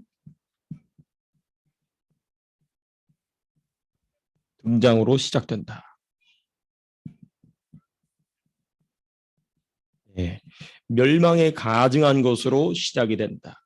그게 이제 아까 우리가 살펴봤던 15절 말씀, 그렇죠? 마태복음 24장 15절에 있는 내용이 바로 그 내용입니다. 멸망에 가증한 것이 거룩한 곳. 거룩한 곳은 어딜까요, 여러분? 예루살렘이죠. 예루살렘. 특별히 예루살렘 어디냐면은 그렇죠. 성전. 성전 중에서 특별히 어딜까요? 지성소 자리입니다. 지성소 자리. 지성소. 그 성소, 지성소들이 있지 않습니까? 그 지성소 자리에 지금 뭐가 세워져 있냐면 황금돔 사원이 세워져 있죠. 그렇죠? 무슬림. 그러니까 이제 과거주의로 이 계시록 해석하는 사람들 이거 봐라. 이게 멸망에 가증한 곳이다라고 얘기해요. 근데 그렇지 않아요. 거기 보게 되면은 그 멸망에 가증한 것을 누가 세우냐면은 적그리스도가 등장해서 멸망에 가증한 걸 세웁니다. 근데 그때 거기에 아주 중요한 표현이 다니엘서에 나옵니다. 그때 또 꼭 오시기 바랍니다. 그때 뭐가 기록이 되어 있냐면 유대인과 계약을 맺는다고 그랬어요. 7년 동안 계약을 맺는다면 그래서 여러분들 주목하십시오. 세계 이 정세를 보시다가 누군가가 그 황금돔 사원을 비켜주려면 누구부터 설득을 시켜야 될까요? 그렇죠. 이슬람 무슬림들부터 설득을 시켜야 돼요. 그러니까 어떤 사람이 갑자기 나타나가지고 무슬림들로 하여금 그 황금돔 사원의 거취에 대하여서 이야기를 시작했다. 그러면은 아하 주님이 오실 때가 정말 가깝구나. 근데 거기서 멈췄다. 그 황금돔 사원에 대한 이야기를 공공연하게 이야기했던 사람이 이제 케네디입니다. 케네디예요. 왜냐면 그때 이제 이스라엘이 이제 중동을 막 다 박살내려고 막 그럴 때였기 때문에 케네디가 뭐라고 얘기냐면은 이슬람 사람들하고 얘기를 해서 우리가 모든 돈을 대줄 테니까 황금돔 사원을 옆에다가 너네가 우리가 지어주겠다. 또 동시에 이스라엘 사람들에게는 우리가 성전을 다 지어주겠다 이런 얘기를 해요. 그건 이제 이게 공공연한 비밀이었어요 당시에. 근데 이제 그래서 사람들이 이제 케네디를 적그리스도라고 막 얘기를 했었죠. 왜냐면 또 그 사람이 반기독교적인 정책을 많이 미국에서 폈었죠. 그때 이제 반기독교적인 정책은 다 케네디가 만든 겁니다. 미국 민주당하고. 근데 이제 문제는 뭐냐면은 유대인들과의 공식적 계약은 맺지 않았어요. 다니엘서 명확하게 나와요. 너희와 계약을 맺는다 이런 표현이 나와요. 그러니까 여러분들 눈여겨보시기 바랍니다. 아 그러면은 이제 그러니까 여기 이 멸망에 가증한 것을 세우고 거기서 제사를 폐한다라는 표현이 나와요. 제사를 폐한다. 그 제사를 드리려면은 뭐 하나님 앞 저기 유대교 저기 유교 제사 말고요. 이 구약 성경의 제사를 드리려면 뭐가 재건돼야 됩니까? 성전이 재건돼야 되겠죠. 그렇죠? 우리 에스라서 지금 공부하고 있는 것처럼 새벽에 그러니까 지금 거기 보면은 다니엘서 나중에 보게 되면 나오겠지만은 성전이 재건이 된 거예요. 누구에 의해서? 적그리스도에 의해서. 그 적그리스도에 의해서 이 유대인들이 계약을 맺고 성전을 짓습니다. 그 성전을 짓는 순간 벌써 이제 7년 대환란이 시작이 된 거예요. 7년 대환란에서 3.5년을 가다가 이걸 전 3년 반이라고 얘기해요. 그냥 들어만 두세요. 나중에 제가 다 그림까지 보여 다 설명드릴 겁니다. 나중에 그때 이해 잘 하시라고 제가 말씀을 쭉 드리는 거예요. 그래서 적그리스도가 등장해서 그 땅에 그 성전을 세요. 그래서 우리가 제3성전이다. The third temple이라고 얘기하죠. The first temple, 첫 번째 성전은 누가 짓죠? 솔로몬. 두 번째 성전은 누가 짓죠? 수르바벨. 그 좀 에스라서에 나오죠. 그러니까 첫 번째 성전과 두 번째 성전은 누구의 뜻에 의하여 지어지는 거예요? 하나님의 뜻에 의해서. 세 번째 성전은 누구의 뜻에 의해서? 사탄의 뜻에 의해서 세워지는 환란 성전, 또는 제3성전이라고 얘기하는데, 이 제3성전을 지어주면서 유대인들을 속여요. 적그리스도가. 나는 너희를 위한 메시아다. 그리스도다. 그래서 내가 이 무슬림들을 이 땅에서 몰아내고 쫓아내고, 그리고 또 무슬림들 또 만족시켜주면서 내가 너희를 위하여 성전을 짓고 나를 향하여 제사를 드리라고 얘기해요. 그래서 제사가 회복이 되죠. 그래서 유대인들은 지금 12지파 중에 레위 지파가 다 회복이 되어 있습니다. 대제사장 가문도 다 있어요. 대제사 아론의 후손도 다 있습니다. 지금 그거를 드러내고 말하지 않을 뿐이지, 그 이스라엘 그 외교부 동영상 보게 되면은 자기네들이 어떻게 성전을 다시 질 거인지에 대한 그 동영상까지 외무부 장관이 나와서 동영상을 여러 개 만들어 온 게 지금도 다 있어요. 영어로 다 나와 있습니다. 이 히브리어로 영어로 다 나와 있어요. 지금도 나와 있어요. 가서 한번 찾아보시기 바랍니다. 이스라엘 외교부 가보면은 그 영상이 유튜브에 다 있어요. 우리가 어떻게 그 황금돔 사원 있는 자리를 어떻게 치우고 거기에 어떻게 성전을 지을 계획이 다 있어요. 성전을 지을 계획이 있다면 뭐 할 계획이 있다는 거예요? 하나님 앞에 제사들이 계획이 있다는 거예요. 제사들은 누구만 제사 드릴 수 있어요? 제사장들만 드릴 수 있어요. 제사장들의 제사를 누가 도와줍니까? 레위 지파가 도와주죠. 다 준비가 돼 있다는 얘기입니다. 그 다 준비가 돼 있다는 얘기예요. 그냥 하는 게 아니에요. 다 준비가 되어 있어요. 다만 그 자리를 지금 누가 차지하고 있기 때문에 무슬림들이, 이거를 해결할 사람들이, 그 사람들은 메시아라고 얘기하는 거예요. 근데 우리의 메시아는 누굽니까? 2000년 전에 오셨다가 십자가에 죽으시고 오늘 부활하신 예수님이 메시아죠. 그러니까 그 사람들은 적그리스도에 깜빡 속는 거예요. 그래서 그 적그리스도와 7년 동안 계약을 맺는데, 본인들은 그 7년이 다니엘이 말한 70번째 7년인지도 모르고 계약을 7년을 맺는 거예요. 그래서 무슬림들은 비켜주고, 거기에 유대인들이 환란 성전 제3성전을 사탄의 본체와 같은 적그리스도에게 속아서, 그 사탄의 본체에 대한 내용이 이제 계시록에 보면, 이 그림을 보게 되면은 거기 보게 되면은 그 머리가 셋 달린 표범 같은 적그리스도라는 짐승 나오지 않습니까? 그게 그 놈입니다. 그게 이 적그리스도예요. 이 적그리스도에게 속아서 3.5년 동안 제사를 드리다가 3.5년이 딱 지나는 순간 이 적그리스도가 본체를 드러내면서 엄청난 핍박을 시작합니다. 엄청난. 그제서야 유대인들이 땅을 치면서 후회하면서, 아차, 우리가 지금으로 따진다면, 지금 현재 지금 오셨다, 지금 벌써 적그리스도가 생겼다고 치면 우리가 2000년 전에 죽였던 예수가 메시아구나라고 그제서야 깨닫는 거예요. 그제서야 깨닫고, 그때부터 유대인 중심의 민족적 회개가 시작이 되죠. 그게 바로 계시록에 나오는 환란 교회입니다. 그럼 우리는 어떻게 되냐? 우리는 어떻게 되죠? 우리는 뭐냐면, 그게 시작되기 전에 우리는 이미 여기 보면 공중재림이라고 나와 있죠. 우리는 휴거돼서 이제 공중 주님과 7년 동안 어린 양의 혼인잔치를 하는 거예요. 그게 혼인잔치가 이 얘기입니다. 그러니까 저 여러분들은 진짜 이렇게 저 얘기해서 말씀드려요. 땡 잡은 사람들. 왜냐면 그 7년 적그리스도가 딱 나타나서 그 자기가 메시아라는 것을 온 세계에 선포하고 세계 통합 정부를 세웁니다. 그게 이제 영어로 있는데 세계 통합 정부를 세워요. 그래서 전 세계를 7년 동안 통치하는 마지막 제국이 등장하죠. 그 사탄의 몸통으로서 등장하는 제국입니다. 근데 그 제국 안에서 발생할 때 그 사람 이제 온 세계가 다 그게 야적의 메시아라고 따라갈 때, 그 예수님을 참되게 믿었던 자들은 뭐 하냐면은 천사장의 호령 소리와 나팔 소리와 함께 공중 위로 들어가는 것이죠. 그러면 이제 이거에 대해서 도전하는 사람들 뭐냐? 야, 그러면 그거를 안 믿겠냐? 안 믿습니다. 뭐 할 때도 안 믿었죠? 노아가 뭐 지을 때? 방지 지을 때도 안 믿었던 사람들이 그건 믿겠냐는 것입니다. 눈앞에 누가 나타났는데? 참 메시아가 나타났는데, 참 메시아가 거짓 메시아인데 거짓 메시아를 참 메시아로 믿고 있으니 저것들은 이 종교적 환상에 빠진 자들이라 이렇게 취급해버리는 것이죠. 그리고 깜빡 속아 넘어가고 전 3년 반이 지나간 뒤에 환란이 시작되는 것이죠. 그래서 우리가 환란 성전이다 이렇게 부르는 것입니다. 이 내용은 제가 이제 계속 말씀드릴 겁니다. 계속해서 여러분들도 달달달달 외우실 수 있도록. 이렇게 지금 들으면은 저거 다 아는 내용 또 얘기하는데, 말씀해 보세요. 시키면 해요. 그래서 제가 계속 반복해서 말씀 드리려고 합니다. 자, 이게 바로 대환란과 종말의 관계가 바로 이런 관계를 가지고 있다. 이게 성경에서 말하고 있는 종말 대환란에 대해서 왜 예수님이 이렇게 중요하게 많은 부분을 할애해서 말씀하셨는가를 잠시 좀 짚어봤습니다. 자, 그다음 두 번째, 종말과 대환란의 관계에 있어서 우리가 또 관계에 대해서 우리가 좀 살펴봤고요. 그다음에 이제 대환란의 과정입니다.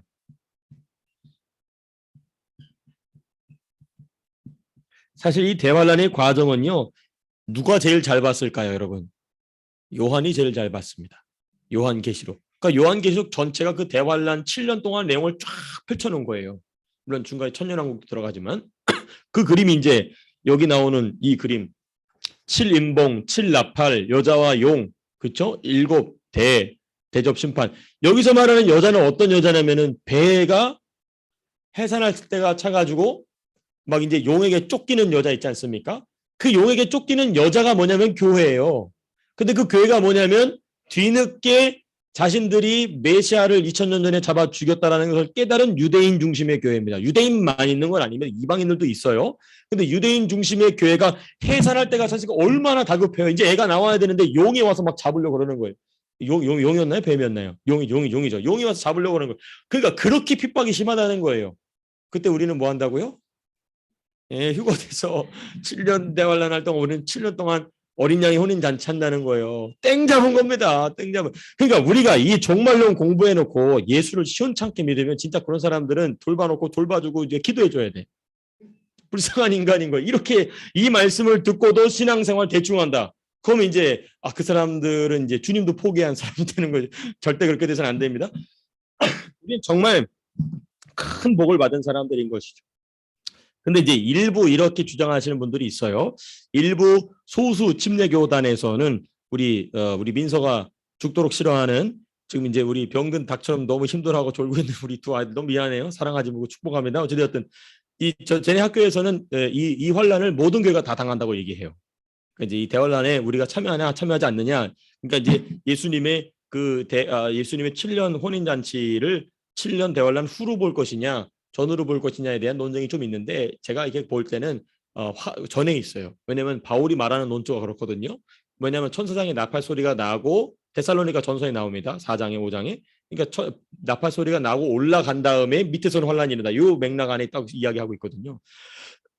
그렇기 때문에 7년 대환란 전에 우리는 휴거한다. 이게 이제 옳은 것이죠. 왜냐하면 불공평해지잖아요. 그렇죠? 그때 태어난 사람은 무슨 죄야. 그렇죠? 불공평해진단 말이에요. 이런 문제가 또 있어요. 그래서 이제 대환란의 과정 그런 부분이 있다라는 거 참고적으로만 알아두시면 좋을 것 같습니다. 자, 그럼 대환란의 이제 과정 보시게 되면은 과정에 대해서 어떻게 시작이 되느냐? 계속 제가 말씀드리다 보면은 이제 15절 멸망에 가증한 것이 등장한다.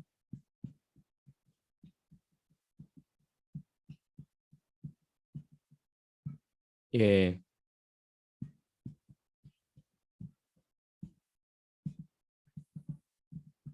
그러니까 사실 우리가 제가 드린 말씀을 잘 곰곰이 생각해 보시면은 멸망에 가증한 것이 등장하면서 마지막 70번째 이래가 시작이 되지 않습니까? 그러니까 7년이 이제 시작이 되는 거예요. 짝각제가 유대인의 때가 시작이 돼서. 그러면 당장의 환란은 시작이 됩니까? 안 됩니까? 안 되는 거예요. 그렇죠. 아주 잘 들어주셔서 감사합니다. 당장의 환란은 시작되지 않지만 통칭해서 뭐라고 부르냐면 환란의 시기다라고 부르는 것이죠. 근데 이제 본격적인 환란은 이제 실적인 본란은 언제부터 시작하냐면 후 3년 반부터. 전 3년 반에는 거짓 평화가 지속이 되다가 후 3년 반 돼서야 이제 환란이 시작이 되고 나서 그때부터야 이제 유대인들이 뒤집어져서 야 우리가 속았구나 하면서 예수님을 나사렛 예수를 갈릴리의 예수를 드디어 자신들의 메시아로 영접하게 되는 그런 민족적인 회개가 그때서야 일어나게 되는 것이죠.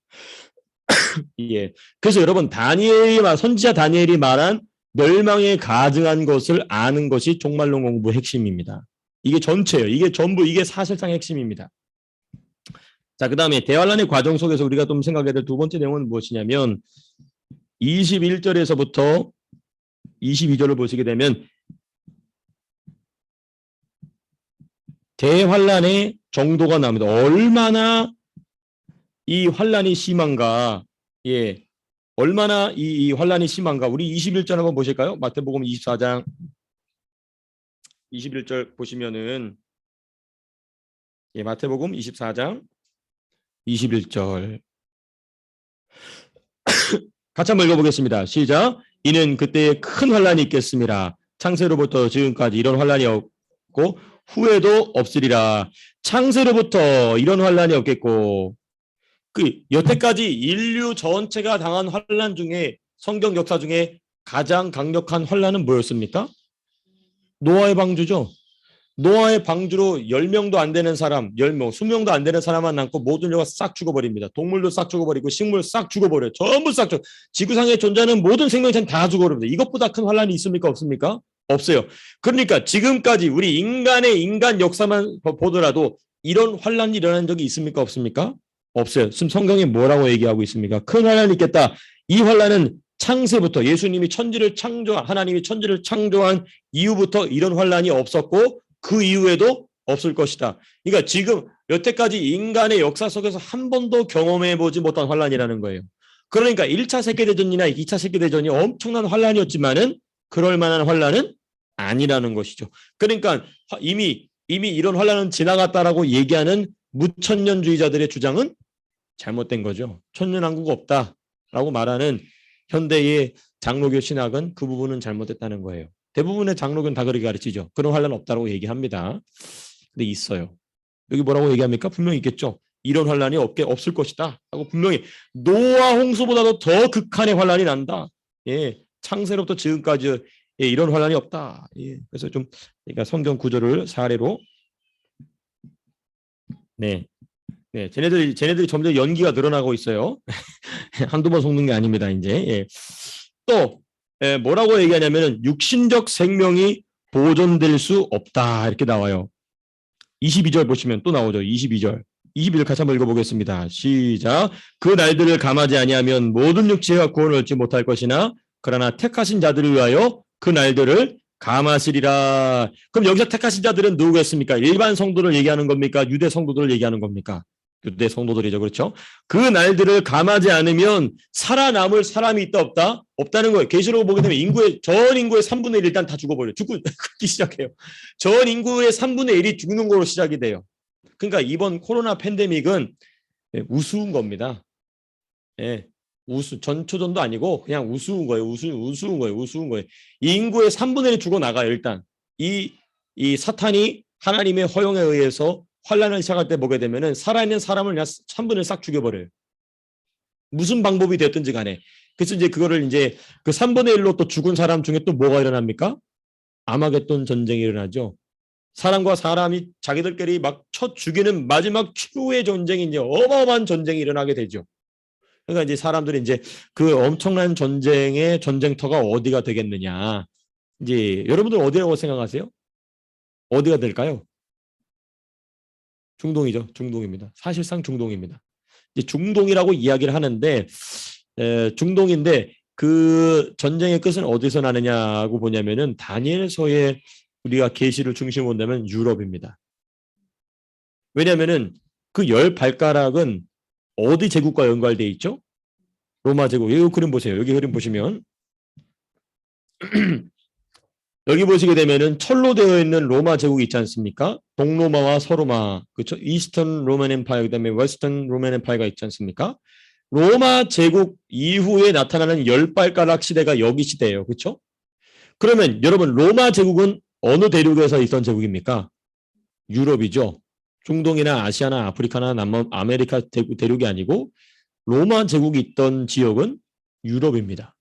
그러니까 지금 여기서 말하는 10발가락은 온 열방에 있는 나라들을 얘기하기도 하지만은 로마 제국의 그 흐름을 이어가고 있는 로마 제국적 요소가 그대로 남아있는 땅이란 얘기예요. 그렇죠? 그래서 그 로마 제국적 요소가 그들의 종교적 질서 안으로 들어와 있는 그 로마 제국적 요소가 자신들의 질서 안으로 가장 많이 들어가 있는 종교 집단이 어디입니까? 로마 카톨릭입니다. 천주교예요. 그리고 천주교회의 수장이 어디에 있죠? 로마 바티칸에 있습니다. 그러니까 이게 그냥 일어나는 일이 아니라는 것이죠. 그래서 우리는 추측하기는 성경적 추론을 해본다면은 로마 교황 중에 한 명이 적그리스도로 등장할 확률이 매우 높다. 그렇죠. 중국 사람은 아니라는 거예요. 그렇죠? 중국 사람은 아니라는 거예요. 인도 사람 아니. 저기 뭐 아메리카 브라질 사람 아니라는 거예요. 아니라는 거. 누가 될지는 모르지만은 근데 참 놀랍게도 이 유대인 혈통으로서 로마 교황이 되는 사람도 있습니다. 예, 그런 사람이 지금 이제 현재 교황이죠. 예, 현재 교황이 유대인 혈통입니다. 예, 그러니까 우리가 그런 걸 눈여겨볼 필요가 있어요. 왜냐하면 유대인들을 설득하려면 유대인들은 유대인 말 밖에 안 듣죠. 왜? 유대인 외에는 다 뭐라고 그러니까 다 개들이니까. 저희는 다 개들이에요. 유대인들 치면 저 이방 개들을 이제 유대인들 그렇게 생각해요. 그러니까 이방 개가 와가지고 무슨 말 하나. 그러니까 유대인이 와서 얘기하는. 그러니까 유대인 혈통이면서 로마 교황으로 등장한다. 그럼 우리는 아주 유심히 흥미롭게 지켜볼 필요가 있죠. 그 중에 한 명이 지금 현재 교황입니다. 베네딕트 몇 세인지 모르겠지만. 예. 근데 왜냐면은 제가 나중에 이제 제가 왜 교회사 공부를 여러분들하고도 하려고 하냐면요. 그 로마 제국이 가지고 있었던 로마 제국이 굉장히 그 하이라키 구조가 탄탄했거든요. 그 위아래 구조가 굉장히 탄탄한 나라가 로마 제국입니다. 근데 이러한 방식이 그대로 어디에 묻어 들어가냐면은 로마 교회가 이러한 방식으로 중세 천년을 짓누르고 있던 것입니다. 중세 천년을. 그러니까 중세 천년 동안 내려왔던 그 로마 제국의 통치 방식이 아주 로마 교회의 종교적 통치 방식이 그대로 지금 살아있기 때문에 로마 제국의 그 이교도 페이거니즘이 그대로 로마 교황의 로마 카톨릭에도 들어가 있는 것입니다. 그래서 예를 들면 뭐 제가 누차 얘기 드리지만은 바티칸 시티나 이런 데를 저 가보진 않았지만 우리 로마 바티칸 한번 가보셨죠? 우리 현준 선생님? 네. 그거 가보시면 아시겠지만은 그 페이거니즘적인 요소가 굉장히 많이 들어가 있어요. 이교도적인 요소가 많이 들어가 있어요. 그 중에 하나가 뭐냐면 여자 자기 아이를 안고 울고 있는 여자 동상이 많이 나오죠. 성모 마리아와 아기 예수잖아요. 그렇죠? 근데 아기 예수를 바라보면서 기뻐해야 돼요? 울어야 돼요? 기뻐야 되잖아요. 동상을 보면 다 뭐예요? 기뻐 보여요? 슬퍼 보여요? 슬퍼 보여죠. 왜 슬퍼 보일까요? 그게 뭐냐면은 그 페이거니즘의 뿌리는 사실은 바벨론들 우상숭배 또는 애굽의 우상숭배를 보게 되면은 이시리스와 오시리스 그 이시리스가 엄마고 그 아들이 죽은 모습을 붙잡고 굉장히 슬퍼하는 장면이 이집트 벽화도 나오고요. 바벨론 벽화도 나오고요. 그리고 어디 나오냐면 메데와 파사, 미디아와 페르시아 제국의 그 안에 있는 종교에도 나옵니다. 그러니까 우리는 마리아가 아들 예수님을 안고 기뻐하면서 왜냐하면 마태복음에 뭐라고 되어 있습니까? 천사들이 나타나서 찬양했다고 그랬고 동방박사들이 와서 얼마나 기뻐요. 비록 어디지만 마국간이지만 근데 그 바티칸에 있는 마리아는 그 아들을 울고 막 슬퍼해요. 그 페거니즘의 전통이 어디서 그 흐름이 어디서 나온 거냐면 로마 제국에서 있던 이교도적인 그 아들을 안고 슬퍼하는 여신의 모습이 그대로 나와 있는 것입니다. 그 조각상에 나와 있는 것이죠. 그거를 기가 막히게 쓴 사람이 누구냐면 이제 아까 제가 얘기했던 유석근 목사님이 알 이락 민족이라는 책을 쓰면서 이제 동시에 이제 그런 책도 쓰죠. 이 로마 카톨릭에 제가 나중에 다 그런 거 하려고 합니다. 그러니까 제발 우리 교회로 많은 분들 좀 오게 좀 해주세요. 네, 이런 얘기를 많이 들어야지 그렇지 않겠습니까? 네, 아무도 동행 아멘 해주세요. 현지 이사님만. 그래서 제가 역사 공부를 하려는 이유도 다 그런 이유 때문에 그런 것입니다. 어떻게 해서 교회가 타락하게 되고 사탄의 몸통이 되었는가? 이제 그게 이제 이교도의 역사 때문에 그런 것이죠. 이게 대환란의 정도다. 그럴 정도로 육신의 생명이 보존될 수 없을 정도로 이런 일들이 일어나게 된다는 것입니다. 자, 그리고 이제 대환란의 과정 마지막 부분입니다. 네, 마지막 부분 이제 대환란의 끝이 이제 29절에서부터 35절에 나옵니다. 대환란의 네, 끝이 난다. 끝이 나는데 여기는 이제 성경 구절의 핵심적인 성경 구절이 일단은 29절, 30절, 31절입니다. 한번 찾아서 보실까요? 마태복음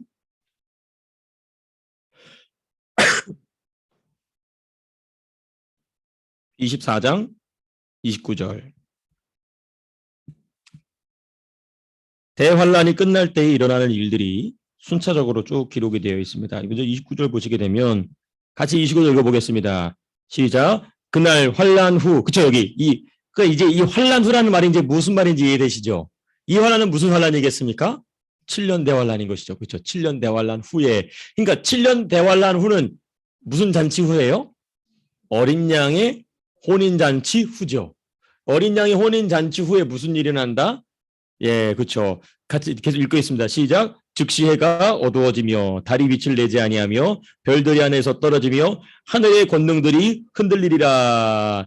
이게 뭐냐면 이게 뭐냐면 물질 세계라고도 얘기하고 물질 세계라고도 얘기하고 또 현상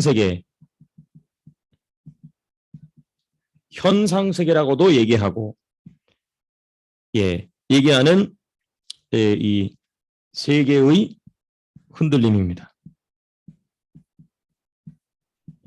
이 현상 세계라 하면 이제 말이 좀 어려운데요. 이게 이제 뭐냐면은 바로 이제 온 우주입니다. 우주예요. 우주 전체입니다. 우주 전체가 흔들리는 것입니다. 그렇죠? 환란 후에 해가 어두워지며 달이 빛을 내지 아니하며 별들이 하늘에서 떨어지며 해가 왜 어두워질까요? 상상해 보세요. 왜 그럴까요? 한번 여러분들 성경적인 두뇌를 확 돌려보시기 바랍니다. 어떻게 왜 재용인재는 왜 해가 어두워질까요? 우리 변호사의 날카로운 두뇌로 분석해 주세요. 네. 왜 그럴까요? 잘 모르겠어요? 괜찮습니다. 효주자매님, 간호사의 날카로운 네. 왜 그럴까요? 왜 해가 어두워질까요? 잘 모르겠어요? 괜찮습니다. 괜찮습니다. 아이, 박수 한번 해요. 야, 그렇죠. 누가 오시니까? 예수님은 빛 그 자체시잖아요. 그러니까 해가 당연히 어떻게 지겠어요? 어두워지죠. 생각해 보세요, 여러분. 아무리 밤에 밝게 빛나는 랜턴을 할지라도 밝은 낮에 가보면은 그 빛이 보입니까? 안 보입니까? 안 보이죠. 그러니까 해가 어두워진다기보다도 예수님의 빛에 가려지는 것이죠. 달빛도 역시 당연히 필요 없어지게 되는 거죠. 빛 자체 그러니까 그 요한복음이 맞는 거 태초에 말씀이 계시냐고 쭉 하고 이 세상에 빛이 비쳤다. 근데 이 빛에서 세상의 어둠을 알지 못해. 그 말이 그 말인 것입니다. 태초에 빛이 있으라 말씀하시는 그 빛 자체 대신 예수님이 오시기 때문에 이 해가 어두워지게 된다는 것이죠. 이런 거 처음 들어보시죠? 예. 네. 있지만 해를 안 보인다는 것보다는 해가 어두워진다는 그렇죠. 하늘의 권능이 떨어진다는 겁니다. 아주 중요한 말씀이십니다. 이거는 아예 지금 있는 우리가 보고 있는 것들이 없어진다는 말에 가까울 것 같습니다. 아, 아주 우리 김효식 집사님 아주 날카롭게 보셨습니다. 그럼 하늘의 권능들은 뭘까요? 이게 공중의 권세 잡은 자들입니다. 영적인 존재들인 것이죠. 그러니까 이 해와 달이 아예 없어진다고 얘기하지는 않아요. 해와 달이 어두워진다라고 얘기합니다. 자, 이게 이제 우리 교회에서 제가 제가 우리 스승님들께 배운 아주 핵심적인 뭐냐면은 예수님의 7대 사역이 있지 않습니까? 예수님의 7대 사역이 탄생과 전부 다 어디서 일어났어요? 하늘에서 일어났습니까? 땅에서 일어났습니까? 이 땅에서 일어났죠. 그러니까 예수님도 재림을 하늘로 하셨다가 어디로 내려오시죠? 땅으로 내려오시죠. 그러니까 땅에서부터 뭐가 시작이 되냐면 예수님 심판 다 하시고 나서 뭘 하시냐면은 무슨 왕국이 나오죠 그때? 천년. 그 천년왕국은 어디 딴 세계로 가는 게 아니고 이 땅에서의 천년왕국입니다. 그러니까 우주의 질서는 그대로 온전되는 것입니다. 대신에 뭐가 없는 상태로? 죄가 없는 상태로. 그렇죠. 사탄과 사탄의 모든 수하가 어디에 잡히니까 천년 동안에 무적행에. 그렇죠. 여기 무적행이 나오죠. 여기 이제 무적행이 나옵니다. 오른쪽 끝에 밑에 보시면 이제 무적행이 나오죠.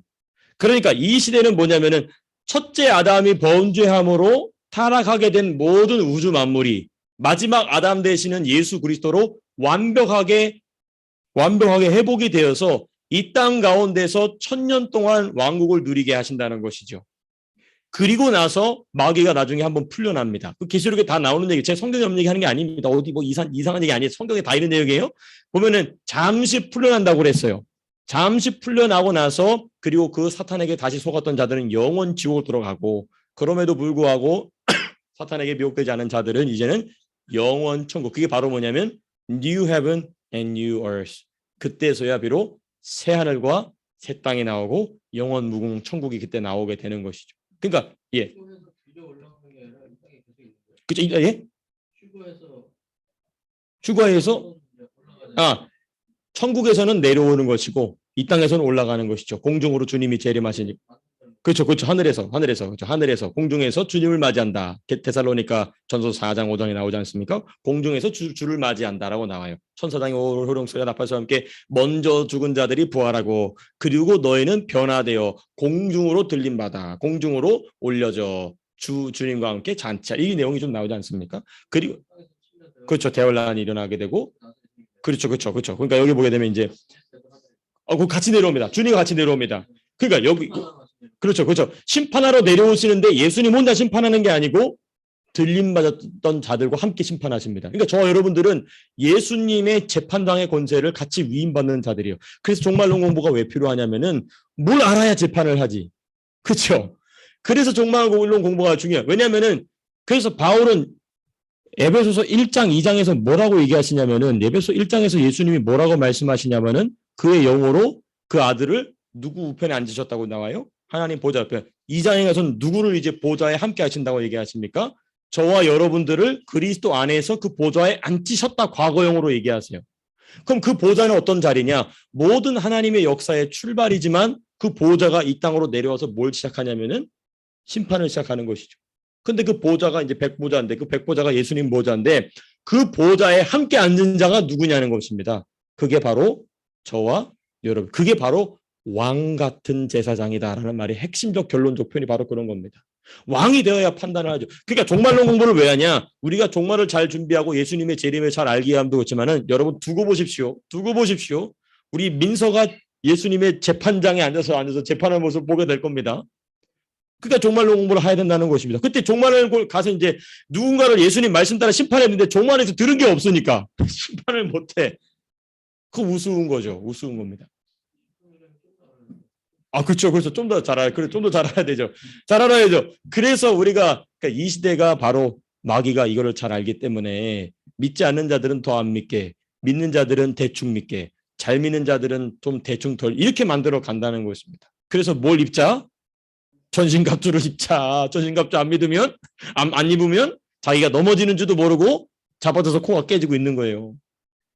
제발 그렇게 되지 않기를 목사님 저부터 항상 그렇게 되게 축복합니다. 그러니까 여기 29절 김효수 선생님 아주 날카롭게 잘 보셨습니다. 여기 보게 되면은 29절에 보게 되면 분명히 물질 세계, 현상 세계에 대해서 얘기하며 동시에 하늘의 권능들이 없어진다고 얘기하지 않고 뭐라고 얘기해요? 흔들린다는 얘기는 흔들리긴 하지만 없어진다는 얘기는 아니에요. 그러니까 이 얘기를 계시록에서는 자세하게 얘기하죠. 하늘에서 뭐가 쫓겨난다? 땅으로? 용이 땅으로 쫓겨난다고 얘기하죠.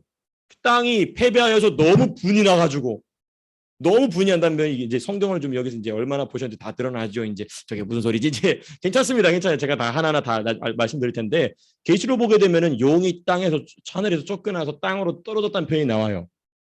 그 말이 이 말입니다. 왜? 예수님이 이제는 공중에서 잔치를 마치시고 권세를 가지고 내려오시니까 권세를 가지고 이 땅으로 오시니까 용이 하늘에 있을 수가 있습니까? 그러니까 땅으로 처박히게 되는 것이죠. 그 일이 이제 계시록에서 그 시간 타임라인이 쫙 이제 나오게 됩니다.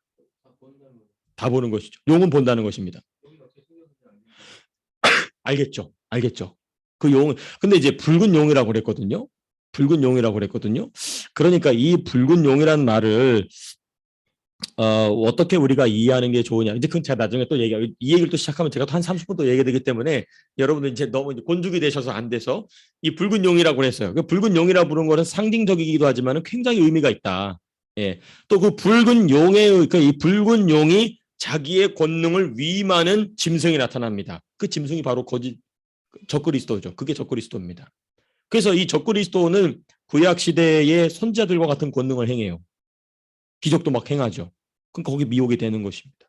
그 7년 환란 동안. 그리고 그 짐승을 따르는 거짓 선지자들도 나오죠. 예. 그러니까 이제 계시록에서 이제 나와라는. 그러니까 땅으로 용이 쫓겨나게 되고 용이 바다에서 뭘 불러내죠? 엄청난 짐승을 불러내죠. 그리고 그 짐승을 따르는 거짓 선지자들 있다. 그 내용이 계시록에 나와요. 13장 계속 12장, 13장, 14장 쭉 보면 쭉 나와요. 이 사람들 다 뭐냐? 다 교회에서 타락한 자들입니다. 이 리더십들, 이 거짓 용에게 능력을 받은 이 짐승이 그 적그리스도죠. 그리고 이 적그리스도를 보고 야 저분이 진짜 메시아다 그리스도라고 얘기하는 건 다 교회에서 떨어져 나간 사람들입니다. 그러니까 예수 똑바로 믿어야 되는 것이죠. 그 짓을 하고 있는 게 지금 유나이팅 처치인 것입니다. 세계로 보게 되면 WCC라고 말하고 있는 그 WCC를 찬성하는 목사님들은 제정신이 아닌 거예요. 정말 제정신이 아닌 겁니다. 참 제가 그 얘기하면서 막 속에서 막 열불이 나는데 그 제정신이 아닌 사람들인 것입니다. 예. 참 그런데도 불구하고 그래서 그 정도는 뭐 에큐메니칼이 뭐 어쩌고저쩌고 떠들인 사람 보면은 에큐메니칼이 이제 바로 교회 연합 운동이거든요. 교회 연합해야죠. 근데 그렇게 연합해서는 안 된다. 그런 사람들이 나중엔 다 무엇으로 들어가느냐? 적그리스도의 몸통으로 들어가게 되는 것이죠. 근데 이제 여기서 보면 이제 흔들리는 권능들, 하늘의 권능들. 그러니까 우리가 이제 에베소서를 공부하고 있기 때문에 이걸 잘 알게 돼요. 하늘의 권능들. 예. 에베소서 6장이 너무나 잘 얘기하고 있죠. 그렇죠. 에베소서 6장을 참고해 보시면 오늘 설교에서도 나왔던, 그렇죠? 하늘의 뭐 통치자들과 권세자들과 또 이 세상 어둠의 주관자들과 그다음에 보니까 하늘의 악한 영들과 그 꼭대기에 뭐가 있다고요? 그렇죠. 이 세상 신 나오죠. 사탄이 나오죠. 이 권능들이 흔들린다는 것입니다. 예수님이 드디어 잔치를 마치시고 오시기 때문에. 자, 그다음에 30절. 30절 보시게 되면은 이제 마태복음 24장 30절 같이 한번 보시겠습니다. 같이 읽겠습니다. 시작. 그때 인자의 징조가 하늘에서 보여. 여기서 말한 인자가 누구시죠? 예수님. 그렇죠. 인자의 징조. 하늘에서 보인다는 건 왜 하늘에서 보이죠? 잔치를 마치고 내려오시니까 하늘에서 보인다는 거예요. 그때 인자의 징조가 하늘에서 보이겠고 그때 땅의 모든 족속들이 뭐하며 통곡하며 그들이 인자가 구름을 타고 능력과 큰 영광으로 오는 것을 보리라. 그때 땅의 모든 족속들이 뭐한다고? 드디어 야 우리가 뭐했구나? 속았구나. 때는 이미 늦은 거예요. 늦은 거죠. 이게 이제 바로 심판주의 강림입니다.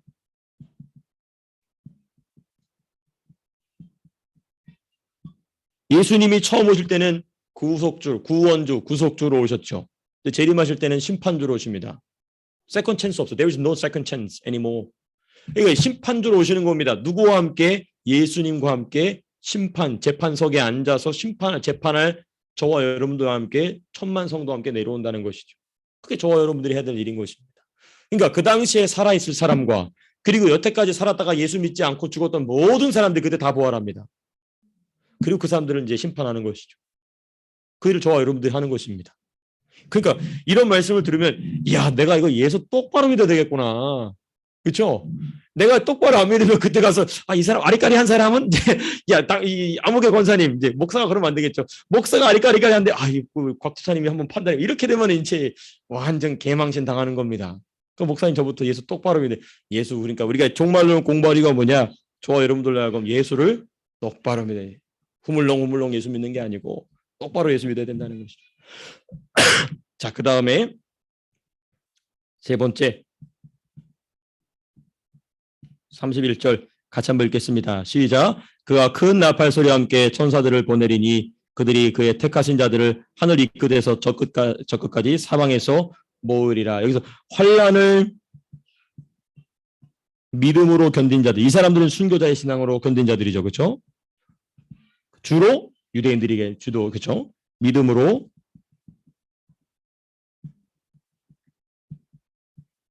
견딘 자들을 모으심. 그러니까 데살로니가전서 4장에서는 분명히 공중으로 올라간다는 내용이 있어요. 그렇죠? 근데 여기서는 공중으로 내려간다는 그림보다는 공중에서 내려오는 그림이 있죠. 그러니까 이 연결을 못하니까 종말론에 대해서 무천년설, 천년왕국은 없다라고 주장하는 목사님들은 이게 충돌하는 거를 해설을 못하는 거예요. 그러니까 이런 얘기를 그냥 다 비유다. 천년 그리고 계시록은 모든 민족이 하나님 찬송하는 것만 생각하면 된다. 자꾸 그렇게 얘기하는 이유가 뭐냐? 이런 구체적인 부분에서 설명할 수가 없으니까 대충 문구로 뜨이는 거예요.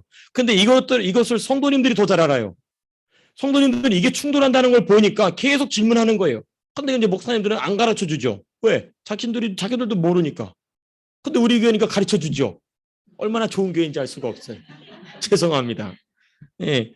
그러니까 데살로니가 전서 후서에서는 공중으로 올라가는 그림이고 마태복음 24장에서는 공중에서 내려오는 그림이다. 그러니까 순서상 볼 때 예수님 말씀하시는 이 내용은 공중에서 잔치 후에 대한 내용을 하고 계신 것이다. 얼마나 간단하고 쉽습니까? 이게 이제 대환란의 끝이죠. 여기까지가 이제 우리가 살펴본 대환란의 내용입니다. 그 다음에 이제 오늘 마지막 부분입니다. 그리고 주님께서 이제 마태복음 24장, 25장 맨 마지막 부분에 되면은 이제 세 번째죠.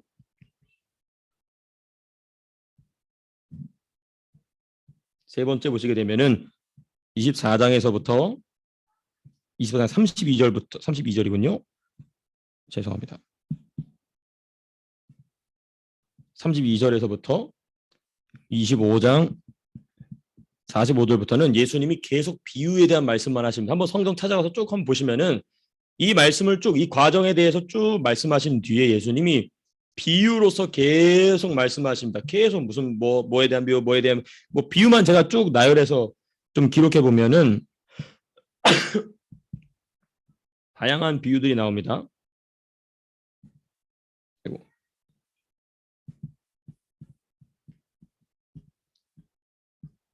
다양한 비유를 쭉 기르면 이제 무화과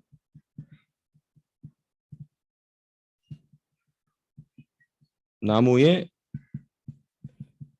잎사귀에 대한 비유가 나오고 또 무슨 때가 나옵니까? 노아의 때에 대한 말씀도 나오고 또 두 여자의 뭐가 나옵니까? 맷돌질. 이게 참 중요합니다. 두 여자의 맷돌질은 몇 절부터 몇 절까지죠? 한번 그 부분을 좀 읽어봤으면 좋겠거든요. 25장 40절인가요? 예. 40절, 41절인가요? 마태복음 25장 맞나요? 예, 24장. 그죠? 24장 40절. 뭐 같이 한번 읽겠습니다. 40절, 41절 시작. 그때 두 사람이 밭에 있음에 한 사람은 데려가고 한 사람은 버려둠을 당할 것이요. 두 여자가 맷돌질하고 있음에 한 사람은 데려가고 한 사람은 버려둠을 당할 것이니라. 그러므로 깨어있으라. 그럼 여기서 한 사람은 데려가고 한 사람은 버려둠을 당한다. 이건 언제를 얘기할까요? 휴거죠. 휴거입니다. 같이 맷돌질하고 있었다. 같이 있었는데 어떤 사람은 들림받고 어떤 사람은 들림받지 못하고 그런 일이 일어나게 된다는 것이죠. 예. 두 여자의 맷돌질. 또 도둑을 방비한 주인.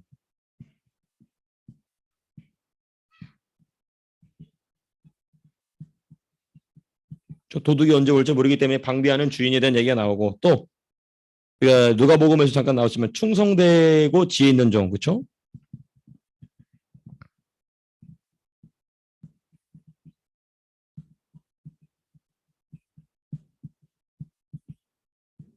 충성되고 지혜 있는 종과 게으르고 악한 종이죠, 그렇죠?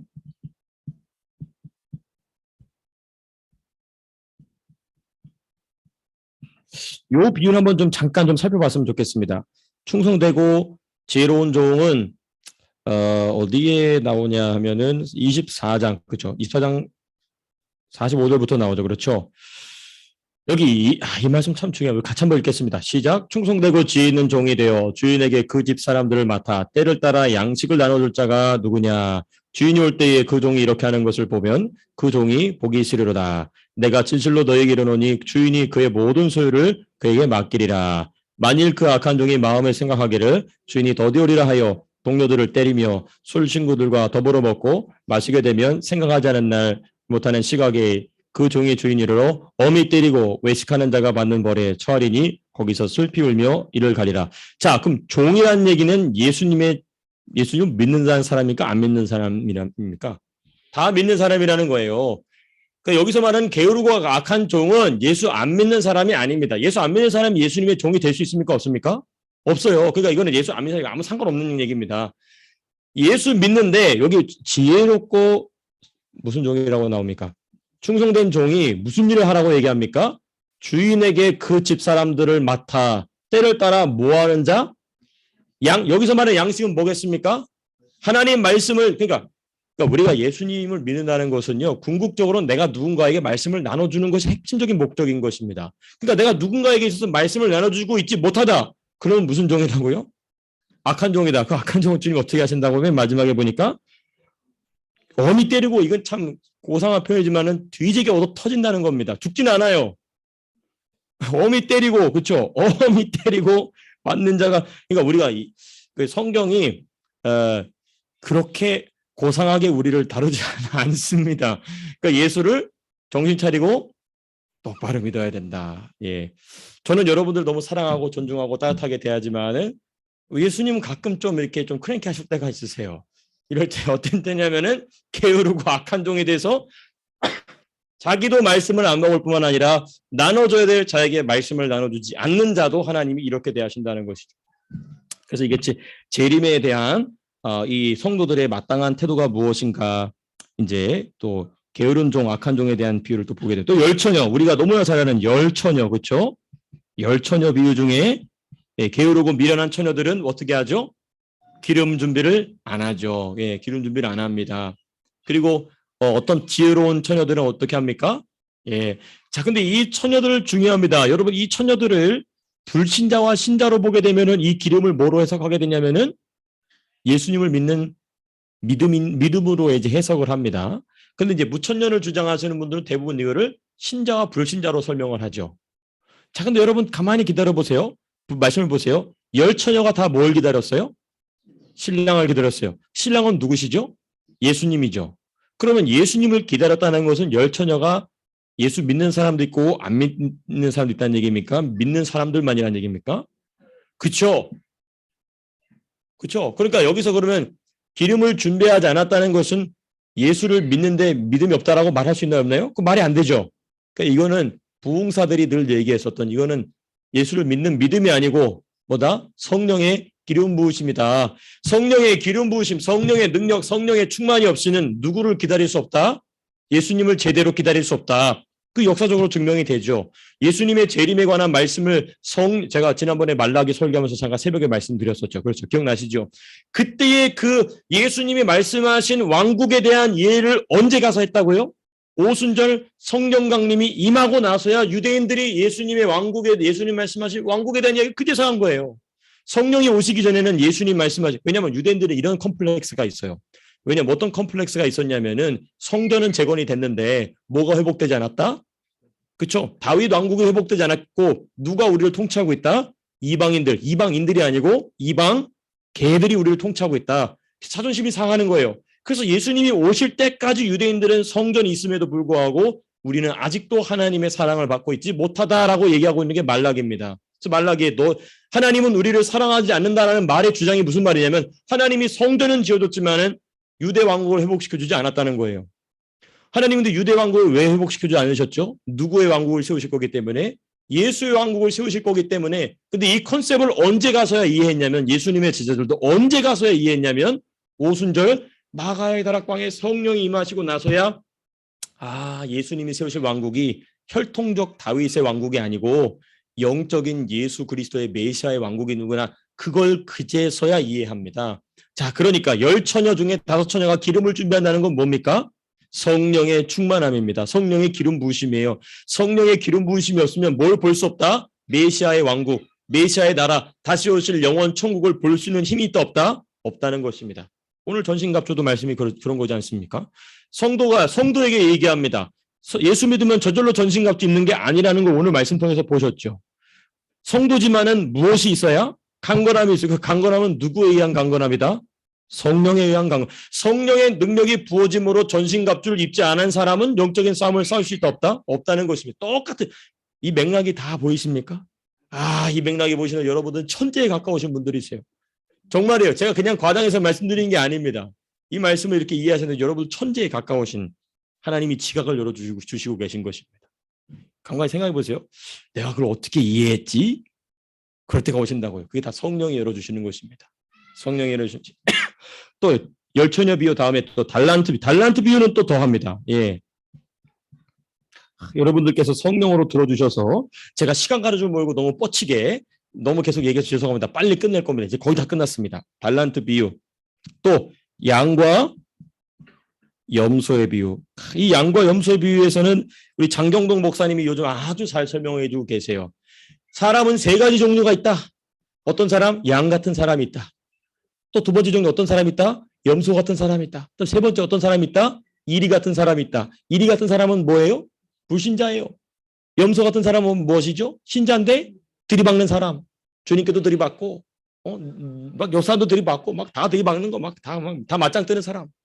양 같은 사람 어떤 사람? 순종하는 사람. 그렇죠? 아주 참 우리 스승님 참 훌륭하신 것 같아요. 한번 찾아보시기 바랍니다. 지금 이 너라 TV에 나오는 성령제 별명 장경동 목사님 잘 설교해 주시는데 염소도 양과 염소의 비유도 역시 무슨 비유입니까? 신자 안에서 일어난 일입니다. 신자 불신자가 아니에요. 불신자는 여기 해당 사항이 안 됩니다. 예. 자, 그래서 이 마지막 부분입니다. 예, 여기 비유에 담긴 교훈.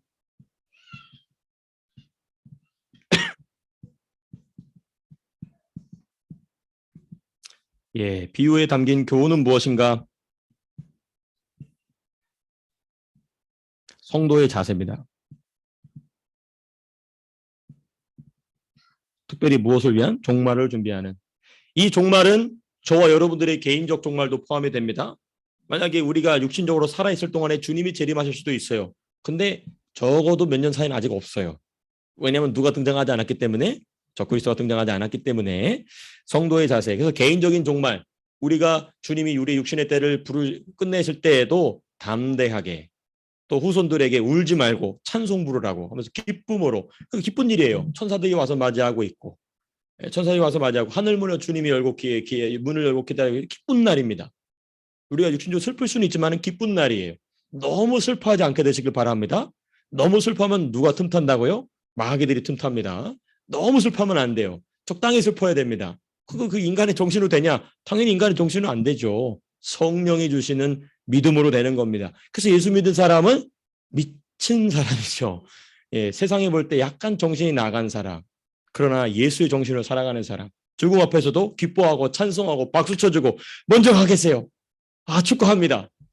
그런 멋진 믿음의 모습들 되실 수 있기를 목사인 저부터 또 축복합니다. 자, 그 다음에 성도의 자세뿐만 아니라 이 비유에 담긴 교훈이 뭐냐면 최종 평가입니다. 사람도 평가를 한다면 하나님도 평가를 하실까 안 하실까요? 당연히 하시죠. 하실 만도 하죠.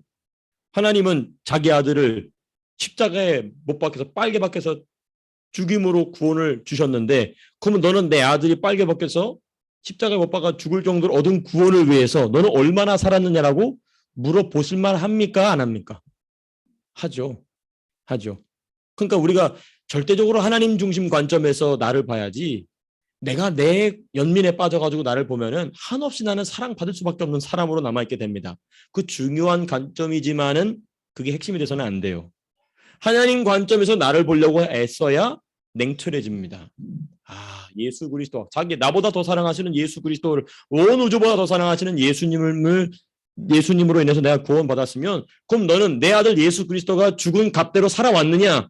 반드시 물어보신다는 것이죠. 그때 저 여러분들은 주님께 내어드릴 아름다운 면류관이 있게 되게 축복합니다. 내어드릴 게 없어요. 그 부끄러운 구원인 것이죠. 그게 구원인 구원이지만 부끄러운 구원이 되는 것입니다. 그래서 이 최종 평가의 핵심은 무엇이냐면요, 명징합니다. 상과 벌이에요. 상과 벌, 칭찬과 책망.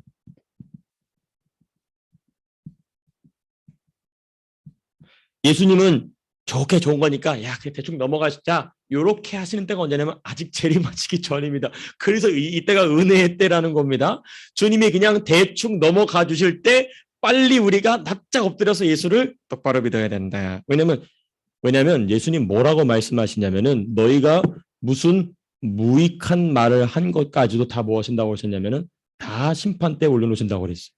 그 말을 너 그 말을 한 의도가 뭐냐라고, 그런 거 어떻게 하냐면은 카메라를 싹 돌려보시죠. 그리고 너 이때 이 말을 무슨 의도로 했냐? 복음을 위하여 했느냐? 너의 사익을 위해 한 것이냐? 아니면 사탄을 위한 것이냐? 명징하게 심판하신다는 것이죠. 그래서 여러분 두려워하지 마시고요. 그래서 기도 많이 하시기 바랍니다. 특별히 무슨 기도? 회개의 기도. 예수의 피로 깨끗이 씻김받는 회개의 기도 하게 되면요, 나는 기억해도 누구는 기억하지 않으신다?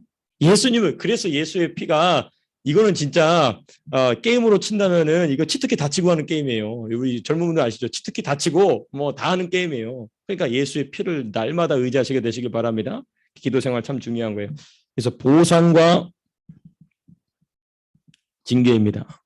그래서 여러분, 우리가 이 땅에서 육신의 삶을 살 때에 주님이 저와 여러분들을 보상해 주시는 게 뭐냐면요, 주님을 위하여 손해 보시길 바랍니다. 여러분, 우리가 정말 인간적으로 올바른 사람은 신세 지고 삽니까? 못 삽니까? 못 사죠. 그렇죠? 배은망덕한 사람은 신세 지고도 그냥 살아갑니다. 그런데 정말 인격적으로 훌륭한 사람, 제대로 된 사람, 기본이 된 사람은 신세지고 못 살아가요. 하나님도 사람에게 신세지고 살아가실까요? 절대 그러지 않으죠. 몇 배로 갚아주십니다. 그래서 여러분 힘들고 어려우실 때 그때 더 주를 위하여 헌신하시길 바랍니다. 주께서 이때에 이 땅에서뿐만 아니라 이때에 더 크게 보상하실 것입니다. 그래서 징계를 받는 사람이 아니라 주님이 풍성하게 보상해 주시고 위로해 주시는 놀라운 역사가 있게 되시기를 주님의 이름으로 축복합니다. 마무리하면서 우리 혹시 질문 있으신 분들 있으시면 자유롭게 말씀해 주시면 어떤 질문도 괜찮습니다. 예, 24장 17절인가요? 마태복음이요? 예. 아, 예, 예, 예. 예, 예. 예. 예, 맞습니다.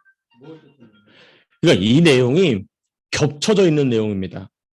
이게 뭐냐면 이게 이제 제가 지난번 말씀드렸던 이걸 좀 그림으로 표현해 본다면 이런 내용인 것이죠. 그림으로 표현해 본다면은 산이 있는데 산이 이렇게 크게 두 개가 이렇게 있습니다. 여기 이제 평지고 산이 이렇게 있어요. 근데 이제 이게 이제 첫 번째 현상이고 이게 이제 두 번째 현상입니다. 근데 여기서 눈을 뜨고 이제 보잖아요. 그렇죠? 여기서 이제 봅니다. 그럼 보면은 요 중간에 보입니까? 안 보입니까? 여기서는 이 산 때문에 안 보여요. 이 산을 보게 하시는 게 누구냐면 성령이십니다. 이 산까지 보게 하시는 게 성령이죠. 당연히 성경을 통해서입니다. 자, 요 개념 안에서 그러면 이 사건은 뭐냐? 지붕에 있는 자들은 집안에 있는 물건을 요 내용은 이제 뭐냐면은 우리가 무엇이 소돔과 고모라 때 뒤돌아봐서 죽은 여자가 누구죠? 롯의 그렇죠. 롯의 아내죠. 그렇죠? 이 롯의 아내 같은 태도를 갖지 말라는 내용이지. 일단 이 내용은 예수님이 재림하시기 직전에 그런 일 하지 마라 이런 내용이고 이제 핵심적은 이겁니다. 아이벤 자들에게는 아이벤 자들과 젖 먹이는 자들에게는 화가 있으리다. 이거는 이제 요 1번 사건은 뭐냐면 이 1번 사건이 언제 일어났던 사건이냐면은 티투스 장군입니다. 티투스 장군의 티투 뭐 여기는 성경에서는 디도 장군이라고 나왔는데 디도라고 나와 있는데 영어는 티투스 타이터스라는 장군이 로마 장군이 와요. 어디로 오냐면 유대로 옵니다. 왜냐하면 유대 사람들이 계속 막 이 로마 제국에 대한 반항 운동을 하는 거예요. 그 대표적인 인물이 누구였냐면 예수님의 제자 중에 한 명 가룟 유다입니다. 그래서 막 군사적인 막 이 소요를 막 일으키는 거예요. 그래가지고 이 로마 사람들이 이제 완전히 이제는 진짜 완전히 이제 굉장히 화가 나가지고 이제 이것도 내가 싹 쓸어버리겠다. 유대인들 내가 너희들은 특이하게 너네들 종교도 허락해주고 너네들 언어도 허락해주고 너네 화폐도 허락해주고 너네 뭡니까? 너네 자치도 허락해줘서 분봉왕 해력도 세워주지 않았냐? 근데 뭐가 이렇게 불만이 많냐? 싹 죽여버려요. 이때 무슨 일이 발생하냐면은 유대인들이 워낙에 이 상업적 능력이 탁월해서 이 로마 제국의 보석 흐름을 유대인들이 다 잡고 있었어요. 그래서 이때 로마 제국이 온다라고 해가지고 이 보석을 물에 담아서 다 삼킵니다. 남자들은 나가 싸워야 되니까 여자들이 이걸 삼켜요. 보석을 감추고 도망가야 되니까. 근데 이걸 누가 아냐면 로마 장군 이 티투스가 알아요. 근데 티투스가 한 번에 한 게 아니고 기회를 줍니다. 야 이러지 말고 나와서 그때 나와서 항복한 사람들이 있어요. 그 누구냐면은 성령 강림 때 성령 받은 주위시 크리스찬들이 이 다니엘서의 말, 그러니까 예수님 뭐라고 말씀하셨죠? 선지자 다니엘이 말한 바 이 말씀을 성령으로 관통했던 사람은 로마 제국에서 예루살렘 성벽과 성전이 다 박살 나누는 것을 알았던 사람들은 항복합니다. 그리고 이 항복했던 사람들을 티투스가 나중에 로마 제국으로 돌아가서 로마시에서 정착할 수 있도록 도와주죠. 나중에 티투스가 나중에 황제가 되거든요. 그 사람들이 바로 로마 교회의 첫 번째 되는 사람들입니다. 유대인들 중심으로. 이게 그래서 로마 교회 사람들의 신앙이 탁월해서 로마서가 어려운 이유가 바로 그런 이유예요. 이런 역사적 배경이 있습니다. 근데 원래 내용 돌아와서 그때에 끝까지 버티고 싸웠던 사람들이 이제 마사다라는 그 유대의 고지로 들어갑니다. 그때 이 소식을 알았던 로마 병사들이 배에 불러 있는 여자들의 배를 다 갈라버려요. 그래서 산채로 여자를 죽입니다. 그래서 왜냐하면 배에다가 뭘 숨겼으니까. 근데 문제가 뭐냐면 진짜 애가 나오는 경우가 너무 숱했던 거예요. 그래서 이 비유가 첫 번째 이 비유입니다. 근데 우리가 이 맥락에서 볼 때는 이 비유를 언제 이야기했어요? 예수님이 그렇죠. 이와 같은 일이 일어난다는 거예요. 이와 같은 일이 이보다 더한 일을 하게 된다는 것이죠. 언제? 이 7년 대환란 후 3년 반이 시작될 때 이와 같은 일이 일어난다는 이거보다 더 심한 일이 일어나게 된다는 것이죠. 왜냐하면 유대인들이 핵심적으로 누굴 따랐으니까 적그리스도를 따랐으니까 그리고 그 적그리스도가 이제 아차하는 순간 드디어 유대인들이 누구로부터 돌아섭니까? 적그리스도부터 돌아서죠. 그러니까 누굴 제일 먼저 와서 핍박하겠어요? 유대인들 제일 먼저 핍박하겠죠. 그래서 너희들 이 말이 나온 이유가 바로 이제 그런 이유인 것이죠. 유대인들한테는 그렇죠. 그래서 뭐라고 얘기하냐면은 이 날이 안식일이 되지 않도록 기도하라는 표현이 나와요. 안식 주일이라고 말하지 않고 왜냐하면 왜 안식일이겠습니까? 거짓 그리스도에게 속아서 뭘 지키니까 안식일을 지키니까. 예. 그러니까 이제 이런 표현들이 이제 나오는 것이죠. 도망갈 수 있으면 도망가라는 것입니다. 예, 이제 그때 참된 왜냐면 도망갈 수 있지만 도망가더라도 잡혀요. 많이 잡혀 죽습니다. 그게 이제 순교의 그래서 계시록에 나오는 그 순교자들에 대한 대부분 모습이 다 그때의 순교자들의 내용입니다. 이미 죽은 순교자들은 이미 해와 같은 영광으로 돼 있고 그리고 순교자들의 피가 마치 아벨의 피가 호소하시듯이 표현한다 이런 표현이 계시록에 나와요. 보면은 그 내용이 바로 뭐냐면 그 유대인들의 순교죠. 이제서야 깨닫고 야차 싶어가지고 그러니까 대단한 사람들이죠. 그때서야 메시아를 참되게 발견하고 돌아오는 이 사람 대단한 사람들이지만 그 환란은 피할 수가 없게 되는 것이죠. 이제 그때에 대한 내용을 이제 이 환란 여기 또 이때는 이제 대환란기죠. 예, 그렇죠. 성도 중에서 특별히 이제 유대 성도들 중심이죠. 유대 성도들 중심이죠. 그렇죠. 왜냐하면은 이거는 우리가 조금 더 공부를 해야 될 내용이지만은 하늘로부터 이제 이 공중에서 재림에서 내려오는데 아예 땅으로 내려오진 아직 않습니다. 그게 이제 왜 그러냐면은 공중에 떠 있어요 우리가. 그러니까 공중에 잔치하고 내려오는데 아예 땅으로 와서 붙는 거는 천년 왕국 동안에 붙는 것이고 이 이제 어쨌든 후 3년 여기에서 제가 좀 더 공부가 좀 필요해서 정돈이 필요한데 공중에 떠 있는 상태가 됩니다. 거긴 누가 있냐면 저 여러분들이 있는 것이죠. 그리고 이 땅 가운데는 유대인 중심의 성도들이 이제 천년왕국을 보내는 이런 내용인 것이죠. 이거 왕래한다는 내용이 나와요. 어디에 나오냐면 에스겔서라든지 또는 예레미야라든지 이사야서 보니 그 힌트들이 잠깐 나옵니다. 또 그 부분도 우리가 좀 나중에 더 자세하게 살펴보겠지만은 그러한 마지막 이제 전쟁을 또 일으키는 일도 있죠. 무적행에 잡혀 들어가기 전에 이 내용은 이제 좀 더